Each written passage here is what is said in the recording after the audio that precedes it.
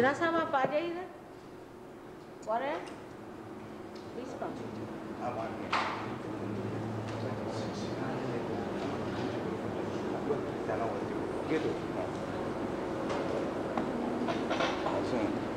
Wallen आले नाही येतील आता ते सिन्हा साहेबांना बोलवलं.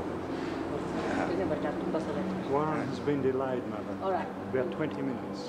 Really? Yes, about 15 minutes, that's all. He'll be here. All right, you can sit there. Put him in his place.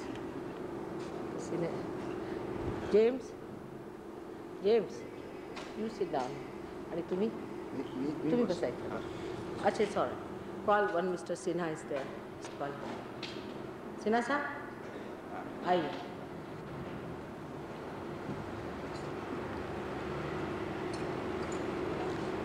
They are all delayed or what? ऊपर से इधर से रास्ता, हाँ इधर से.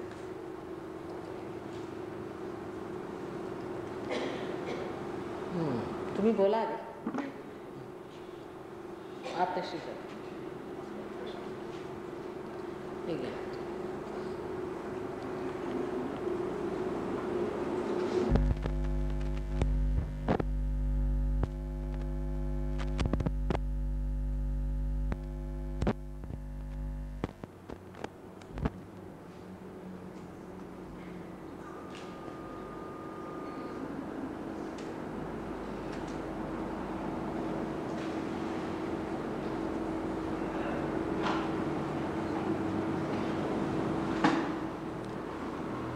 परमपूज्य माताजी श्री निर्मला देवी आणि बंधू भगिनीनो, आज आपण इथे सहयोगाबद्दल संपूर्ण माहिती घेण्याकरता जमलेलो आहोत. आपला कार्यक्रम सुरू व्हायच्या अगोदर मिसेस लेंडा अँड अजून एक 2 परदेशी सहयोगी या माताजींना हार घालून त्यांचं स्वागत करते. मिसेस लेंडा.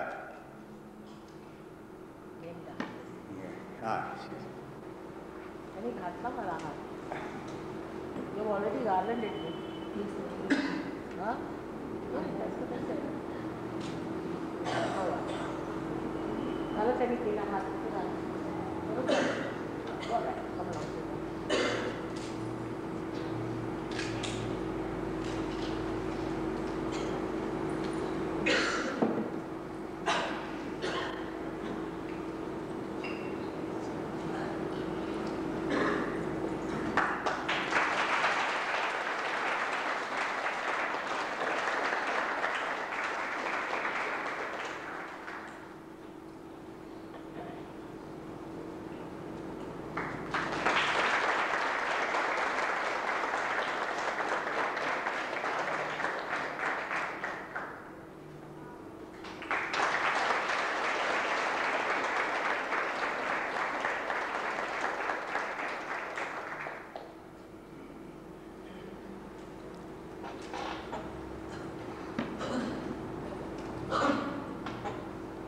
आता कार्यक्रम चालू व्हायच्या अगोदर थोडी बहुत माहिती सांगायची असा आपला हा प्रघात असतो.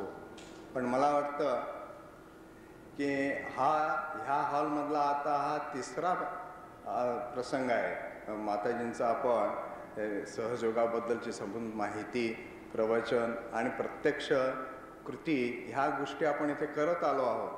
तरी पण आपल्या मनामध्ये काहीतरी थोडी बहुत मनात राहतं आणि आपल्याला असं वाटतं की आपलं काहीतरी आहे, आपलं स्वतःचं काहीतरी आहे. आपण एक कंडिशनमध्ये असं राहतो आणि त्यामुळे आपली प्रगती होत नाही. आता बऱ्याच लोकांना प्रत्येक खेपेला आम्ही सांगितलं की हे प्रवचन आहे, ह्यानंतर आपण इथे या, केंद्रावर या, केंद्राचं नाव सांगितलं, पुष्कळ हे केलं, तरी आपण इतका जेवढी साथ द्यायला पाहिजे तेवढी मिळत नाही. असे आम्हाला थोडी बहुत माझ्या मनामध्ये तर सारखी खंत लागते. तर आपल्या मनामध्ये काय असं वाटतं, हे असं का असं होतं, ह्याचा मी एकदा विचार करायला लागलो. तर प्रत्येक एक गोष्ट अशी मनामध्ये आली की का हे असं धर्मामध्ये असं काही सांगितलं आहे का. तर तुम्ही पूर्वीपासून जरी पाहिलं, मार्कंडेय ऋषीने देखील 16,000 वर्षापूर्वी देखील पाहिलं, तरी देखील त्यांनी लिहून ठेवलेलं आहे की ह्या कलियुगाच्या शेवटी साधारण तो जो पूर्वी त्यांनी जे लिहून ठेवलं तो काळ आणि आत्ताचा काळ हा त्याला अत्यंत मिळता जुळता आहे. भृंग ऋषीनं देखील सबंध लिहून ठेवलेला आहे. त्यावेळेला त्याने असं सांगितलेलं आहे की ह्या कलियुगाच्या शेवटी ह्या वेळेला अशी एक व्यक्ती येईल की ती तुमची कुंडलिनी सहज जागृत करून देईल आणि सबंध जगामध्ये शांतता नांदेल. ह्या गोष्टीकडे आपण लक्ष म्हणजे असं वाटतं की काय त्यांनी लिहून ठेवलं असेल, पण आपण म्हणतो किंवा आमचा पतंजलीच योग चांगला, हठयोगच चांगला, माझं मी हे करतो हे चांगलं, असं आपण हे करत बसतो आणि आपल्या मनातली आडी जी आहे ती काही आपण काढत नाही. आपल्या मनामध्ये आपण जे काही धरून ठेवतो तेच पक्का आहे असं म्हणतो आणि त्यामुळं आपली प्रगती होत नाही. प्रत्येकजण काही वेळेला असं म्हणतात का हो आम्ही आमचं हे पूर्वीचं सोडायचं का असं हे करायचं का, तर त्याला संस्कृतमध्ये एक श्लोक आहे, तो श्लोक सगळा म्हणत बसलो तर ते होणार नाही. तर मला एक 3च उदाहरणं द्यायचं. दूध आहे, हे दूध जे आहे, दूध हे सगळं सारखंच असतं. कोणत्या गायीपासून येतं, काळी गाय आहे, पांढरी आहे का दुसरं कोणत्या रंगाची आहे असं काही नाही, पण तिचं जे काही गोडवा आहे, तिचं जे काही महत्त्व आहे, जीवनसत्व आहे, हे सगळ्या गायीच्या दुधातून सारखेच असतात. दुसरं एक उदाहरण असं सांगतात, माती तीच असते, मडकी निरनिराळे बनवले जातात, बाकीच्या गोष्टी घेतात, मग तत्व तेच असतं पण निरनिराळे फॉर्म्स असतात. तिसरं उदाहरण असं आहे, आपण दागिने करतो, सोनं तेच असतं पण दागिने निरनिराळे करत असतो. पण तसेच निरनिराळे ही धर्म निरनिराळे असतात, तत्व तेच असतं, एकच आपला आत्मा असतो, एकच आपला आत्मा, दुसऱ्याचा आत्मा हा एकच आहे. ह्या आत्म्याबद्दलची काही जी माहिती आहे ही सगळी माहिती आणि आपल्याला आत्म्याचा साक्षात्कार पाहिजे का नाही हे माणसाने अगोदर ओळखलं पाहिजे. आणि ते जर करायचं झालं तर त्याला सहजयोगाशिवाय दुसरं गत्यंतरच नाही. आणि असं आत्तापासून पूर्वीपासून जे काही ठरवत आलेलं आहे, माता जी आहेत ह्या आमच्या आईच आहेत, ह्या जगन्माता आहेत आणि ह्या सगळ्या जगाला तारण्याकरता त्यांनी आता संबंध हे केलेलं आहे. तर आपण ही संधी ही शेवटची संधी आहे असं समजून, नाहीतर आम्ही आपले हे आता हे परदेशातले जे आलेले आहेत हे डॉक्टर वॉरेन आहेत, हे आता गेले 7 वर्ष झाले ह्या सहयोगामध्ये आलेले आहेत आणि त्यांनी तिथे सबन ऑस्ट्रेलिया खंडामध्ये सबन सहयोगाचा एवढा मोठा प्रचार केला की आपल्याला खंत वाटते. तुम्हाला सांगितलं तर आश्चर्य वाटेल की हे सगळे लोक आता देखील जे फॉरेनर्स आलेले आहेत तर त्याच्यातले जवळजवळ 40 ते 50 फॉरेनर्स हे ऑस्ट्रेलियामधले आहेत. 18 देशातनं लोक आलेले आहेत. तर ह्यांनी आता त्या ठिकाणी काय केलं आहे, माताजीनं सांगितलं की तुम्ही एक आश्रमासारखे राहा. तर बरोबर आश्रमासारखे राहतात. तुम्ही एक दिवस वाटून घ्या आणि तुम्ही सगळ्या लोकांचा स्वयंपाक करा, ते सगळं तसं करतात आहे. दररोज 5ला उठा, निदान माझा तुम्ही एक ध्यानाला तरी बसू, त्याला सगळे तसं करतात. पण आपण आपलं करत बसू, अरे मी हे असं केलं तर काय होईल, माझं कसं होईल, माझं धर्माचं कसं होईल, असं कसं, अशा त्याच्या बारीक साऱ्या गोष्टीमध्ये आपण पडून राहिलेलो आहोत आणि त्यामुळं आपली प्रगती होत नाही. तर आता आम्हाला आपणा सर्वांना एवढी विनंती आहे, आपणाला जे काही शंका असेल त्या माताजींना तुम्ही विचारा, पण एकदा जर तुम्ही पार झाला आणि एकदा जर हे केला तर त्यात आपण पूर्णत्वाला असं गेलं पाहिजे. आणि असंच आपण आज आईना वचन देऊया की आज आम्ही जर पार झालो तर आम्ही इथून पुढे सहजयोगामध्ये जाऊ. एवढं बोलून मी आपली रजा देतो.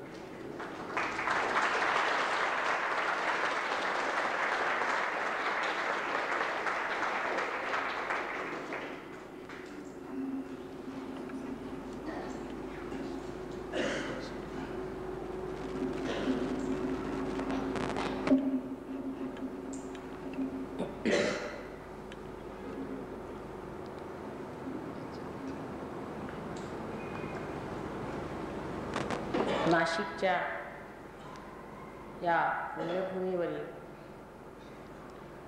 सर्व भाविक साधकांना आमचा प्रणिपात.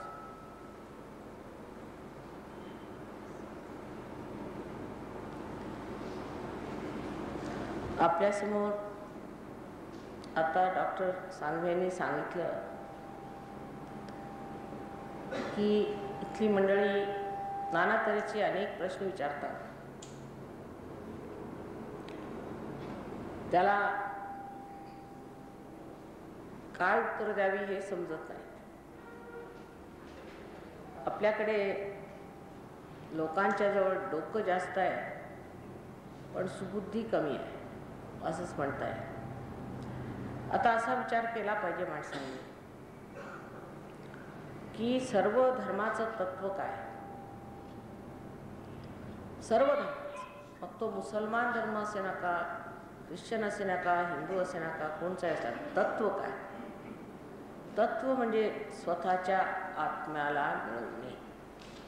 कोणत्याही धर्मात ह्या पलीकडे काही सांगितलं नाही. पहिल्यांदा तुम्ही आपल्या आत्म्याला मिळवून घ्या. आता संत साधू आपल्याकडे आले, त्यांनी आपल्याला सांगितलं तुम्ही विठ्ठलाचं नाव घेत बसा. विठ्ठलाचं नाव एवढ्यासाठी घ्यायचं की तुम्ही देवाला विसरलं नाही पाहिजे. ही अपरा भक्ती आहे.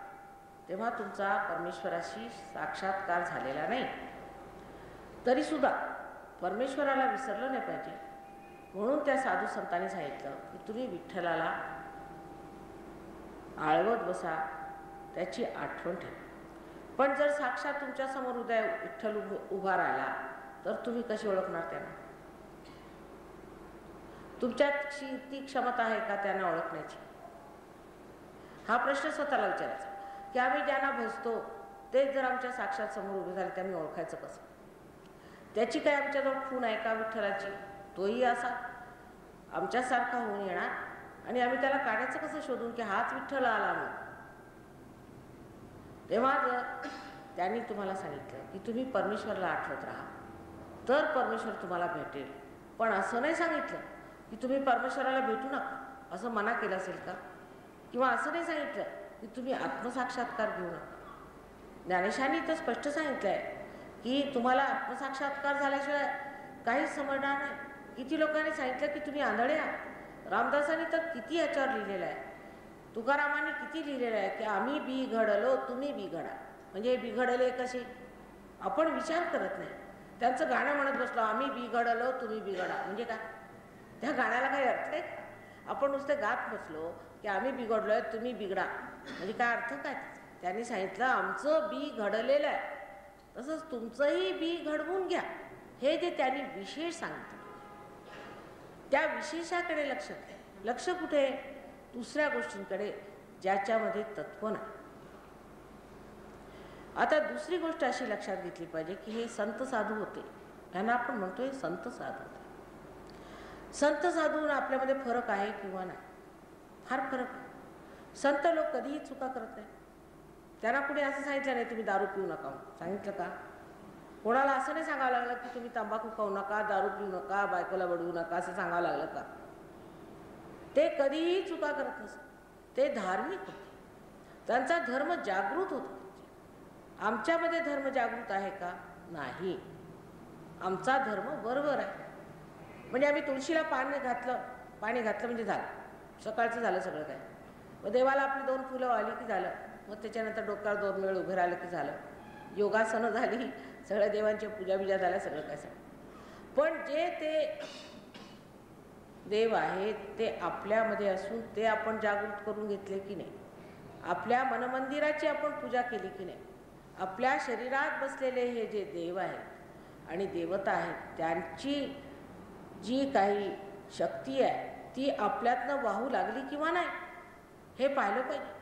तसं रोजच्या कार्यक्रमात आपला असा विचार असतो की बा हे करून आपल्याला काहीतरी फायदा झाला पाहिजे. एक पाऊल सुद्धा आपण उचलायला तयार नाही जर आपल्याला त्याच्यात काय फायदा दिसेल तर. हे सकाळपासून जे आपण वटवट करतोय की धावपळ करतोय त्याच्यातनं काय बरं लाभांश झाला आपल्याला असं पाहिलं पाहिजे ना. निदान व्यावहारिक दृष्ट्याने तर मनुष्याला पाहिलाच पाहिजे. पण धर्माच्या बाबतीत आपण इतका आंधळेपणा धरलेला आहे की बस असं आपण केलं म्हणजे झालं. पण पाहायला पाहिजे की आपल्यापेक्षा जे मोठे झाले, आपले थोर झाले, वडील झाले, त्यांना काय मिळालं का. त्यांचे जे वडील झाले त्यांना काय मिळालं का. त्यांनी तरी काय मिळवलं का. तेही आमच्यासारखे. त्यांच्यानंतर माता आम्ही तसेच, त्यांचे आयुष्य गेलं, मी आमचं आयुष्य गेलं. म्हणजे असंच जाणार आहे का. पुढे काहीतरी भलं होणार आहे की नाही किंवा परमेश्वराचं साक्षात होणार आहे की नाही. बरं, पुढची गोष्ट लक्षात ही ठेवली पाहिजे की आज आपली मुलं आहेत ही उन्हाळ झाली.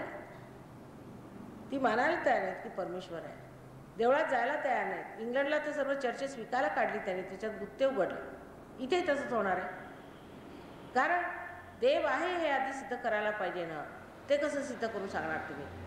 तसं करणार की लोकांना नुसतं सांगायचं की बा देव आहे देव आहे देव आहे, असं करून का कोणी मानणार आहे? ते सिद्ध नको का करायला? आज सध्यावर स्थितीमध्ये तुम्हाला ही गोष्ट सिद्ध करायला पाहिजे की नाही? आणि ती सिद्धता आणण्यासाठी काय करायला पाहिजे? माणसाने स्वतः आधी आत्म्याला शोधलं पाहिजे, आपल्याला संत करून घेतलं पाहिजे. आज हजारो संतांची गरज आहे या देशात. एक दोन संतांनी बिचाऱ्यांना त्यांना नुसतं छळून छळून मारूनच टाकलं सगळ्यांनी. अहो संतांना तरी कुणी ओळखलं? एकाने तरी ओळखलं का? आणि ज्यांनी मारलं त्यांना साथ दिली, साथ नाही दिली तर निदान त्यांच्याशी कुणी भांडले नाही, कुणी वादले नाही की तुम्ही संतांचा असा छळ कसा करता. त्यांचा छळ होत होता, सगळे बघत होते बघ्यासारखे. कोणी उभे नाही राहिले की बुवा तुम्ही संत आहात. आज त्यांची देवळं बांधली तुम्ही, आज काही तुम्ही करा, पण त्यावेळेला तुम्ही कुठे होता? त्यावेळेला तुम्ही होता, त्यावेळेला बघत होता. पण आता बघत राहू नका, आता मिळवून घ्या. आता तुम्हाला संत झालं पाहिजे. हजारो संतांची आज ह्या देशाला, सर्व देशांना गरज आहे. लाखोनी जरी झाले तरी सुद्धा प्रश्न सुटणार. तेव्हा तुम्ही त्यात भाग घेणार किंवा नाही. सहजयोगाबद्दल एक गोष्ट लक्षात ठेवली पाहिजे की सहजयोग काहीतरी कृत्रिम वस्तू नाही. किंवा तुम्हाला आम्ही म्हटलं की बरोबर आता तुम्ही आमचे मेंबर झाले, 4 आणि मेंबर झाला, आता तुम्ही सहयोगी झाले, असं सहयोग नाही. सहयोगामध्ये आधी तर कुंडलिनीचं जागरण ही जिवंत क्रिया, ही जिवंत क्रिया म्हणजे तुमच्या उत्क्रांतीमध्ये एक उच्च पद आहे, अत्युच्च पद आहे. आतापर्यंत मानव झालात आणि मानवाच्या पुढचे जे अतिमानव होण्याची जी स्थिती आहे ती तुम्हाला मिळवायची. त्याबद्दल तुमची दृष्टी काय? तुमची दृष्टी फार बरोबर, तिकडे लक्ष नाही, त्याच्याबद्दल आस्था नाही, आणि ते झालंच पाहिजे हा विचार. पण मी सांगते की अशी गोष्ट ही इतकी सोपी नाही. जे लोक ह्याच्यातून चुकतील त्यांना ह्याचा मारा खावा. ती वेळ आलेली, ही वेळ आलेली, ह्या वेळेला त्याचा मारा बसणार आणि तो इतका भयंकर बसणार आहे की लोकांना समजणार नाही कुठे जायचं. नरकात जायच्या आधी इथेच नरक उभा राहणार आहे. या नरकातनं जर तुम्हाला बचावायचं असलं, तुमच्या मुलाबाळांसाठी तुम्हाला तो नरक जर पार बदलून टाकायचा असेल, ह्या देशामध्ये स्वर्ग उभा करायचा असेल, तर प्रत्येकाने सरसावून पुढे आलं पाहिजे आणि सहयोगी झालं. सहयोगामध्ये एकच अट आहे की तुम्हाला व्हावं लागतं, तुम्हाला ही जाणीव घ्यावी लागते, तुम्हाला ह्यात वाढावं लागतं. जसं एखादं बी पेरल्यावरती उगवतं, मग त्याचे वृक्ष होतात, तसंच तुमचं झालं पाहिजे. जर तसं तुमचं झालं नाही तर तुम्ही सहयोगी होऊ शकत नाही. तुम्हाला काही मेंबरशिप नाही, तुम्हाला काही पैसे द्यायचे नाहीत किंवा ह्याला तुम्ही देऊ शकत नाही. ह्याला काय पैसे देणार? ही तुमच्यामध्ये कुंडलिनी शक्ती आहे, ती तुमच्यामध्ये स्थित आहे. तिला जागृत करायला काय पैसे देणार तुम्ही? एखाद्या बीला अंकुर फोडायला आपण किती पैसे देतो? तशीच ही तुमच्यामध्ये एक शक्ती, जी शुद्ध इच्छा आहे, ती तुमच्यामध्ये स्थित आहे. आता ही शुद्ध इच्छा जोपर्यंत जागृत होणार नाही तोपर्यंत तुमची कोणतीही इच्छा असो त्याने तुम्हाला समाधान होणार नाही.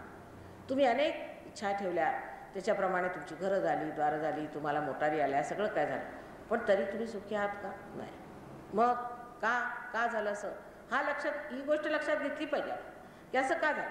अजून जेव्हा आपल्याला सर्व मिळायचं आपण ठरवून बसलो आहेत आणि सर्व मिळालं एकानंतर एक, तरी सुद्धा आम्ही समाधानी नाही. म्हणजे का? म्हणजे जे खरं मिळवायचं ते आम्ही मिळवलं नाही, आणि जे खरं मिळवायचं आहे ते म्हणजे आमच्यातला आत्मा, शुद्ध आत्मा, तो आम्हाला मिळाला पाहिजे. तो मिळवल्याशिवाय आम्हाला कधीही समाधान आणि संतोष होणार नाही. बाकी सगळं बेकार आहे हे आपल्या शरीराला माहिती आहे, आपल्या मनाला माहिती आहे, आपल्या बुद्धीला माहिती आहे. ही सर्व गोष्ट आपल्या व्यक्तित्वाला माहिती आहे. म्हणूनच आपण असमाधानी असतो आणि आपल्याला हे समजत नाही की एवढं सर्व मिळून आपण असे का, अजून आपण दुःखी का. काही लोक येतात, माताजी मला बरं करा, माझी तब्येत नाही ठीक, बरं करतो, मग पुढे का? अहो पुष्कळशी पैलवाने येतात, म्हणतात माताजी मला शांती नाही, मला शांती. म्हणजे जे तुमच्यामध्ये एवढं मोठं आहे, एवढं मोठं वैभव तुमच्यामध्ये असताना सुद्धा तुम्ही असं कशाला असमाधानी राहायचं? जी सर्वशक्ती तुमच्यामध्ये आहे ती तुम्ही का मिळवून घ्यायची नाही? कारण आम्ही आता हे करत आलो, मग म्हणत आलो, तर आता आम्ही कशाला बदलायचं? का नाही बदलायचं? काळ बदलत आलेला आहे, ही वेळ अशी आलेली आहे, आणि ह्या वेळेला जर तुम्ही बदलला नाही तर जे त्याचं भोगाचं ते भोगावं लागणार. ते तुम्ही कसं थांबवणार? भोगूनच राहिलेत, काय भोगत नाहीत का?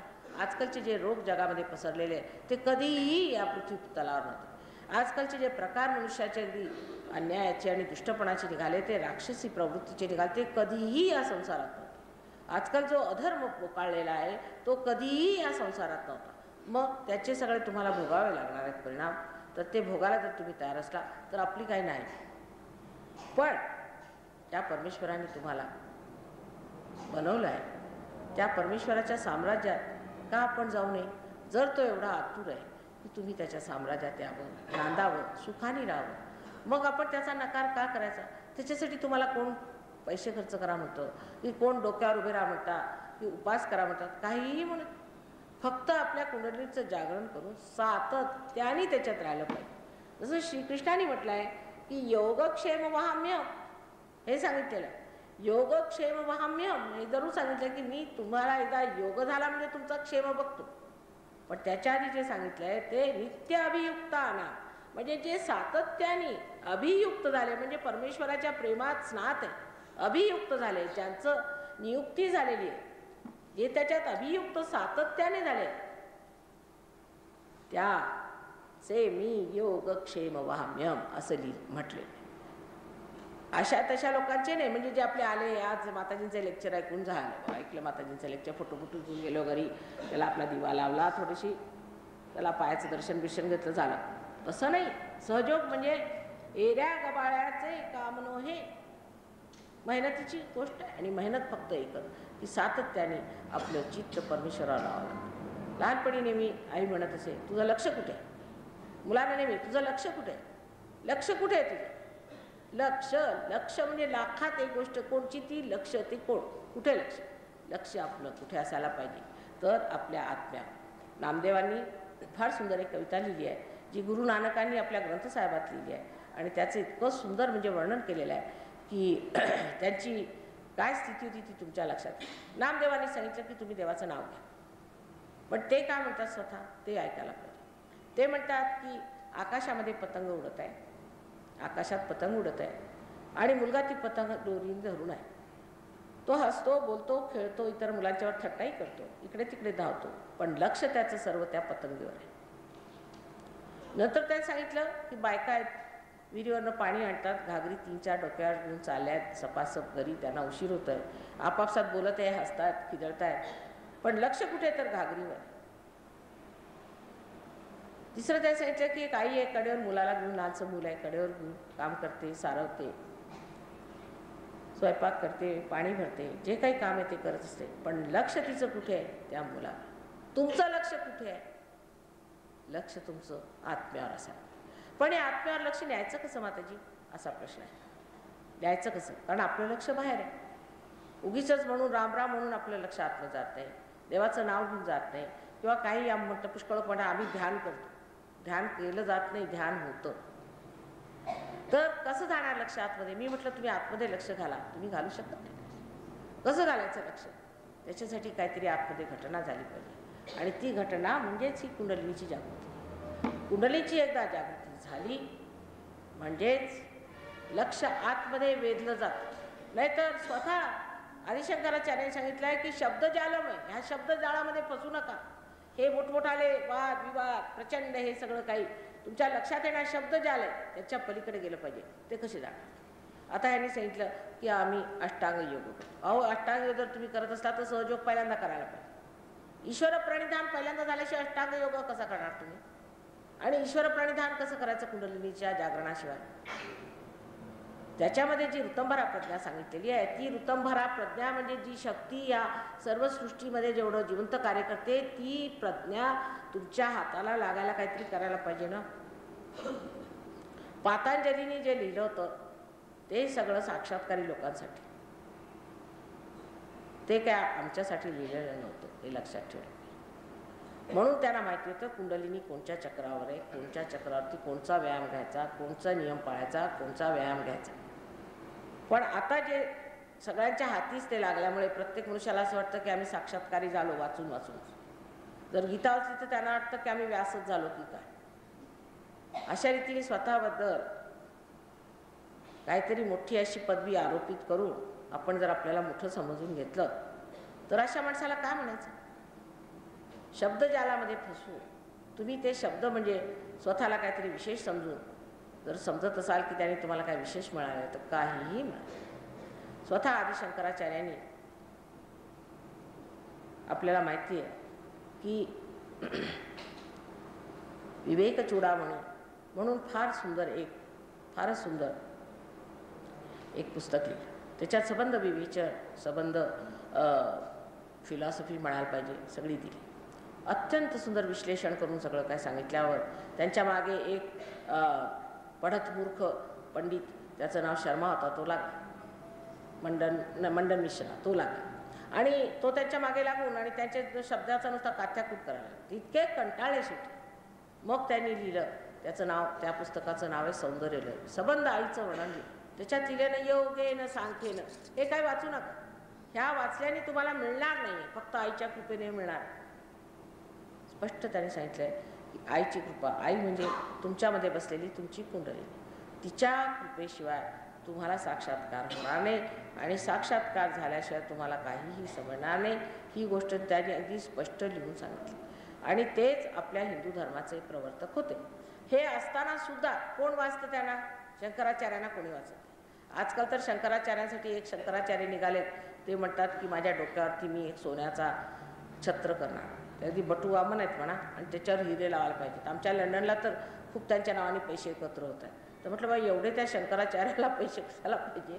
संन्यासी मनुष्य आहे तर सांगितलं त्याच्यासाठी एक सोन्याचं म्हणे छत्र करतोय आम्ही आणि त्या छत्र्यावरती आम्हाला हिरे लावायचे. अरे ज्या शंकराचार्याने हे सर्व कार्य केलं होतं त्यांनी कुणाकडनं असे पैसे घेतले होते आणि कुणाकडनं हिरे लावून घेतले?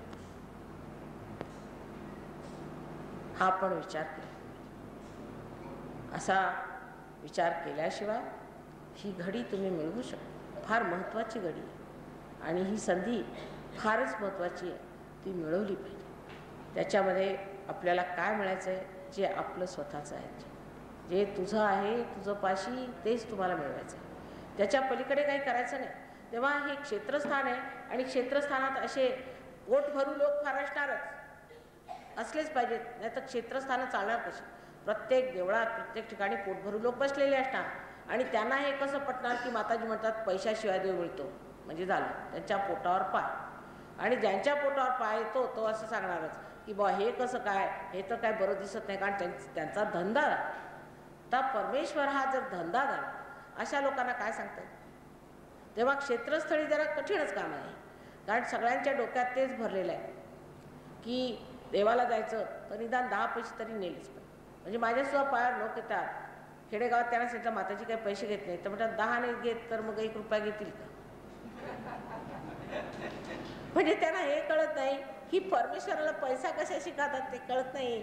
परमेश्वराला माहीत नाही पैसा काय असतो. हे तुमचं आहे, तुम्ही बनवलं सगळं. पैसा आहे ते त्यांच्या काय, त्यांच्या पायाची धूळ आहे सगळं. हे सोनं म्हणजे त्यांच्या पायाची धूळ आहे. तेव्हा सांगायचं असं की हे सगळं काही परमेश्वराने इतकं सुंदर केलेलं आहे. एवढी सर्व सुंदर सृष्टी केली, त्यात तुम्हाला मानवजातीला आणलं, त्यातल्या त्यात ह्या योगभूमीमध्ये ह्या भारतवर्षात तुम्हाला जन्माला घातलं, त्यातल्या त्यात ह्या महाराष्ट्रात त्या संतांच्या भूमीमध्ये तुम्ही आज जन्माला आले. तुमचं विशेष काहीतरी असेल म्हणूनच ही मंडळी तुमच्या दर्शनाला 14 देशातून आली. तर ही तुमच्या पुढे चालली. ह्यांना गणपती जास्त समजतो, ह्यांना हनुमान जास्त समजतो. परवा आम्ही अंजनेरीला गेलो होतो तर इतकं त्यांना उफाळून प्रेम आलं हनुमानाचं, त्याचा जय जयकार सगळीकडे होत गेला. सगळेजण म्हणाले की माताजी इथे काहीतरी विशेष तुम्ही करूनच दाखवलं पाहिजे. आणि इतकं त्यांना त्यावेळेला वाटलं की बापरे, इथे स्वतः साक्षात हनुमान जन्माला आले, केवढीही मोठी जागा, पण आपल्याला आहे का त्याची काही कदर? ह्या लोकांनी त्यांना उचलून धरलाय. तर आता उलटं होणार आहे मला असं वाटतं की ह्यांच्यापासून आपल्याला जाऊन धर्म शिकावा लागेल, कारण हे झाले संत आणि आपण व्हायला तयार नाहीत. आपण टाळच कुठत बसलो. तेव्हा एक अपराभक्ती केल्यानंतर पराभक्ती असते आणि ती भराभक्ती जर तुम्हाला दार उघडं करून दिलेली आहे तर तुम्ही दारातच जायला तयार नाहीत. तिथेच उभे बाहेर ओसरीतच. नको रे बाबा, आम्ही इथे ओसरीत राहिलो, आमचे वडील राहिले, आमचे बापदादे राहिले, आता आम्ही ओसरीतच बसतो, आम्ही कशाला दारातून आतमध्ये? अहो पण या, काही त्रास होणार नाही, तुम्हाला एक पैसा लागणार नाही, काही नाही, पण या. पण तरी आतमध्ये ढकलावं लागतं लोकांना आणि ढकलल्यावर सुद्धा पुष्कळ बाहेर येतात पटकन, कारण ह्याच्यात काही सोडावं लागत नाही. कुठेही अहंकार नाही. मी हे सोडलं परमेश्वराच्या नावावर, म्हणे मी काय सोडलं तर म्हणे मी कांदे खायचं सोडलं. परमेश्वराच्या नावावर कशाला कांदे खायचं सोडता? मला सोडायचं असलं तर सोडा, पण परमेश्वराच्या नावावर कशाला सोडायचं? ह्या सर्व ज्या भ्रामक कल्पना आपल्यामध्ये आलेल्या आहेत आणि त्या भ्रामकतेत आपण जिवंत राहतो. कारण आपल्याला असं वाटतं की चला हे सोपं काम, पण फार कठीण आहे हो. खोट्या गोष्टींबरोबर राहणं फार कठीण आहे. ज्या मनुष्याला एकदा खरेपणा येऊन जातो त्याला तर फार कठीण जातं. कोणती गोष्ट खोटी दिसली तर बापरे नको रे नको इथे आपल्याला. जसा एखाद्या जनावराला घाण समजत नाही तशीच मानवाला सुद्धा पापाची कल्पना येते. पण जेव्हा तो अतिमानव होतो, जेव्हा तो संत होतो, तेव्हा त्याला नको ही पापाची वासना. आपोआप ती वासना नको, ती घाण नको असं वाटायला लागतं. कारण आतमध्ये धर्म जागृत होतो. तसा धर्म आपल्यामध्ये जागृत झाला पाहिजे. आणि त्याच्यासाठी कुंडलिनीशिवाय काय मार्ग आहे तुम्ही सांगा. जोपर्यंत ज्योत येणार नाही तोपर्यंत दीप कसा लावला जाणार. ही कुंडलिनी जेव्हा जागृत होते तेव्हा आपल्या पोटामध्ये जे निळ्या रंगाचं हे दाखवलेलं आहे, ह्या इथे आपले 10 धर्म आहेत आणि हे 10 धर्म आपोआप जागृत होतात. मग मला काही सांगावं लागत नाही, तुम्ही असं करू नका, तुम्ही तसं करू नका, तुम्ही असं वागू नका. आपोआप, कारण तुम्ही स्वतः समर्थ होता. सम अर्थ, तुम्ही जसे आहात तो तुम्हाला अर्थ लागतो. तुम्ही जे आहात ते, म्हणजे तुम्ही ज्याला ॲब्सोल्यूट म्हणतात तसे हो. ते झाल्यानंतर मग तुम्हाला असा विचार येत नाही की आता थोडंसं प्रयत्न करून बघावा. आवडतच नाही मुळी, नकोच ते. मग सांगावं लागत नाही, आपोआप सुटतं. ही मंडळी जिथे आज आलेली आपल्याला आश्चर्य वाटते की हे तिथे नरकात राहत होते. नरक तिथं आधी आहे, आपल्या इथे होऊ घातला आहे, तिथे आधीच नरक आहे. त्या नरकात राहत होते. यांना नैतिकता म्हणजे काय ते माहीत नव्हतं. नैतिक पातळी फारच अगदीच खालच्या दर्जाची. तिथून हे उठून उभे राहिले आणि कमळासारखे असे सुगंधित झाले की संबंध देशच्या देश हे बदलून राहिले. आणि आमच्या देशात अजून तशी स्थिती चाललेली आहे. त्याला कारण असं की शहरामध्ये लोक म्हणजे आता साहेब झाले. धड हे नेन धड ते. जर तुम्हाला आपल्या संस्कृतीबद्दल अभिमान असेल आणि जर तुम्हाला वाटत असेल की आपल्या देशामध्ये काहीतरी विशेष, आपला काहीतरी वारसा आहे, तर तो वारसा आपल्याला हा दिलेला आहे की आपल्याला मुळामध्ये उतरता. हे लोक झाडावर बसलेले आहेत नुसते, आणि झाड कधी हादरून पडेल ते कळणार नाही, कारण मुळाला अजून पोचलेले नाही. आणि जर का मूळ आखूट पडलं आणि ह्यांच्या स्रोताला पोचलं नाही तर हे जे वर दिसणारं मोठं भारी झाड आहे आजच्या आधुनिक जगाचं, हे सगळं कोलमडून पडणार आहे. पडणारच आहे असं दिसतंच आहे. म्हणजे त्यांना माहिती आहे, त्यांना अजून त्याचा शॉक दिसतोय समोर की हे होणार आहे म्हणून. पण ते दिसत असून सुद्धा ते त्याला मान्य करतात आणि मान्य करत नाही पण भीत. आणि ही गोष्ट आज व्हायला घातलेली, अन्यायाने आपण पिडलेले आहोत. आपल्यावरती किती तऱ्हेचे आक्रमण आहेत ते आपल्याला माहिती आहे. पण सगळ्यात मुख्य म्हणजे आक्रमण म्हणजे सर्व संसाराचा सर्वनाश होण्याची भीती आज या जगाला आहे. जोपर्यंत मानव बदलणार नाही तोपर्यंत ही सुद्धा जी मोठी भारी दहशत आहे ती कदाचित साकार होऊ शकते. म्हणून माणसाने सांभाळून घेतलं. आता तुमच्यावर केवढी मोठी जबाबदारी आहे हे समजून. एक तर हे की तुम्ही या देशात जन्माला का आला, पहिला प्रश्न. नाहीतर तुम्ही कुठेतरी जाऊन जन्माला घ्यायचं असतं. दुसरी जबाबदारी ही की तुम्ही या महाराष्ट्रात का जन्माला आला, कारण महाराष्ट्र ही संतांची जागा. सगळ्यांना कुलदेवता आहे, सर्वांना देवी देवता आहे. इथे 3.5 जी वेटोळे कुंडलिनीची आहेत ती इथे जागृत आहेत. तुमच्या नाशकाजवळ स्वतः आदिशक्तींचं अर्धमात्रेचं स्थान आहे, हे माहिती आपल्याला वणीला. म्हणजे ह्या इथे ज्या आलेल्या आहेत त्यांनी आपल्याला काय दिलं. बाहेरून लोक त्यांच्या दर्शनाला येत आहेत, पण त्या काय आहेत, त्यांचं केवढं मोठं महात्म्य आहे ते आपल्याला काय माहिती. ही आदिशक्ती आहे, त्याच्यात 3 शक्त्या निघाल्या, महाकाली, महालक्ष्मी, महासरस्वती. पैकी जी महाकालीची शक्ती आहे ती आपली इच्छाशक्ती आपल्यामध्ये सुद्धा डावीकडे असते. ही महाकालीची शक्ती आपण जिला तुळजापूरची भवानी आहे तिथे ती प्रकट झालेली. सगळं महाराष्ट्रात आहे बघा तुम्ही, सर्व विश्वाची कुंडलिनी आहे महाराष्ट्रात. नंतर जिला आपण महासरस्वतीची म्हणतो ती रेणुका देवी माहूरची आपल्याला माहिती आहे, ती महासरस्वतीची तिथे प्रकट झालेली आहे. आणि मग जी महालक्ष्मी आहे, जी मधोमध, जिनी मनुष्याला गर्भधारणा होते आणि ज्यांनी मनुष्याची उत्क्रांती होते, ज्यांनी आज आपण कार्बन पासून मनुष्य झालो, ती जी शक्ती आहे उत्क्रांतीची शक्ती, महालक्ष्मीची शक्ती, ती शक्तीसुद्धा आपल्या कोल्हापूरला प्रगट झालेल्या आहे. तिथे आपण विचार करत नाही की महालक्ष्मीच्या तिथे जाऊन आपण उदो उदो का म्हणतो, उदो उदो अंबे असं का म्हणतो. आंबेचा काय संबंध, आंबा तर महाकालीची शक्ती, मग आपण तिला आंबा का म्हणतो, तिथं महालक्ष्मी आहे. म्हणजे सुषुम्ना नाडी जी मधोमध आहे ती महालक्ष्मीची शक्ती आहे आणि त्याच्यात जी अंबा उदो म्हणतो ती कुंडलिनीला उठायला पण म्हणतो. आणि आपण म्हणतो सुद्धा की आईचा जोगवा, फार बायका गातात नेहमी, आई द्या आम्हाला जोगवा. जोगवा काय, जोगा म्हणजे योग द्या, आई तू मला माझा योग दे, असं आपल्या अनादी काळापासून आपण म्हणतोय. पण आता आम्ही गाणंच म्हणतो माताजी, ते आम्ही म्हणत आलो तेच म्हणत राहू. म्हणजे मी काय म्हणणार तुम्हाला की आता तो जोगवा घेण्याची वेळ आली, ती तुम्ही घ्या. हे सगळं महाराष्ट्रातच आहे ना की बाहेरचं बोलते मी, हे सगळं माहिती आहे ना तुम्हाला, की मी काही नवीन सांगते का तुम्हाला. हे आपल्या आहे ना आपल्या सर्व ह्याच्यामध्ये. त्याच्याशिवाय अष्टविनायक आपल्या ह्या महाराष्ट्रात स्थापित आहे. हनुमानांचं तर आपण स्थान इथे पाहिलेलं आहे, पण आपल्या देशामध्ये मला वाटतं 36 हनुमान रामदास स्वामींनी उभे केले पृथ्वी तळात काढून. 36 आहे. मी तिकडे चाफळला गेले, ते चाफळला त्यांचं एक मंदिर आहे आणि त्या मंदिरामध्ये, चाफळाच्या मंदिरामध्ये एक मूर्ती आहे. तर त्याने सांगितलं की ज्यांनी हे बनवलं त्यांनी प्रयत्न केला की ही हनुमानाची मूर्ती, ह्याचं तोंड बदललं पाहिजे, कारण बरोबर ते बसत नव्हतं दिशेला. तर ते म्हणे खणत गेले म्हणे 100 फूट 100 यार्ड ते खणले तरी सुद्धा तो त्याचा शिला संपेना. असा शिला होऊ शकत नाही, हा शिला जातोय कुठे.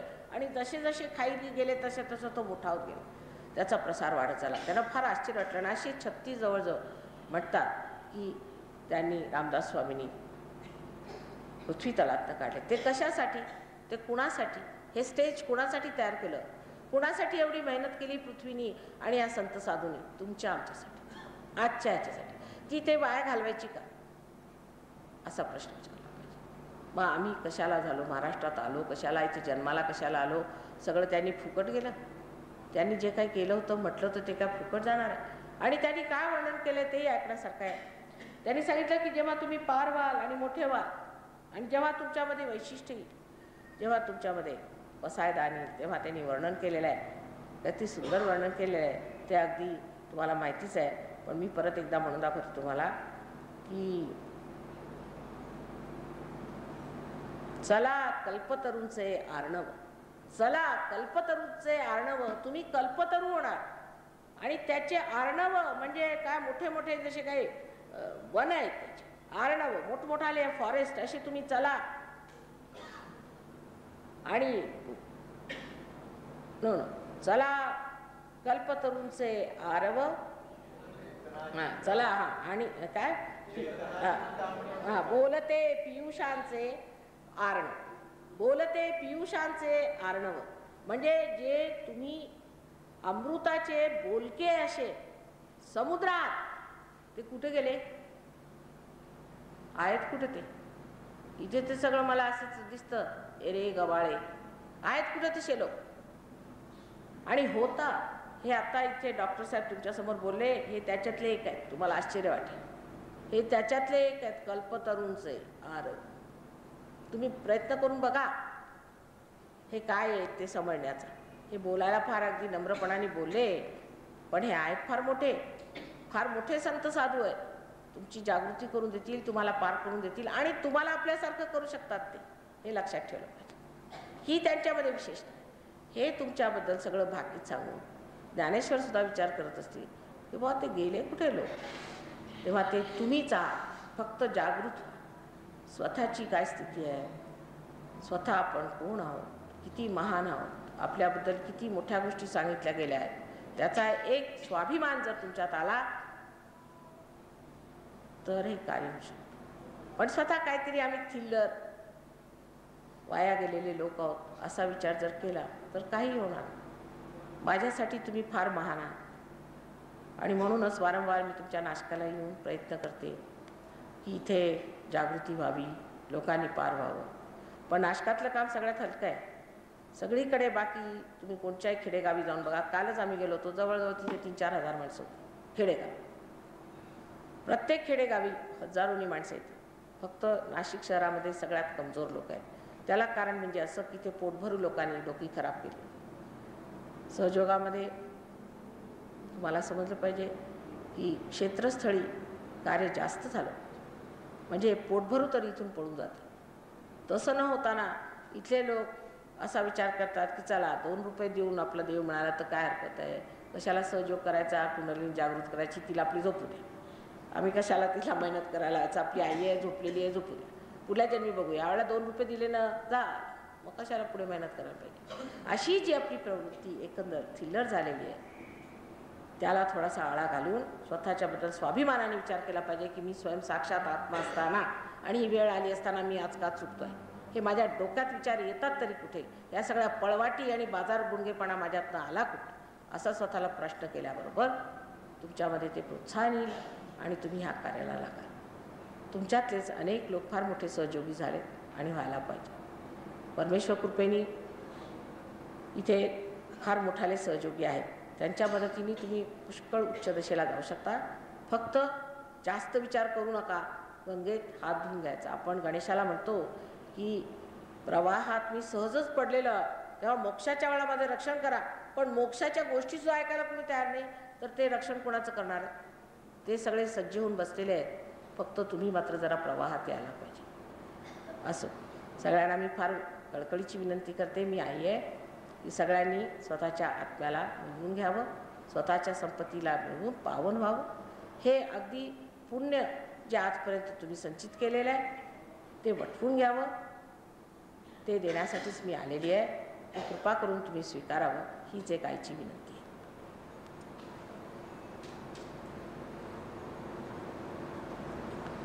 आता तुम्हाला काय प्रश्न असले तर विचार.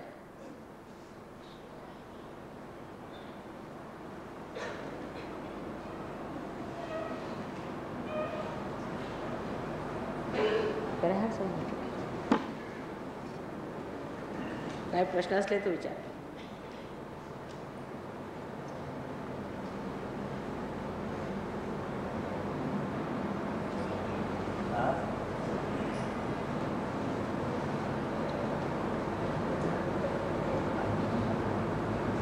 हां इकडे आहे, इकडे. हा हो बोला ना. बरं बसा. हां चालेल.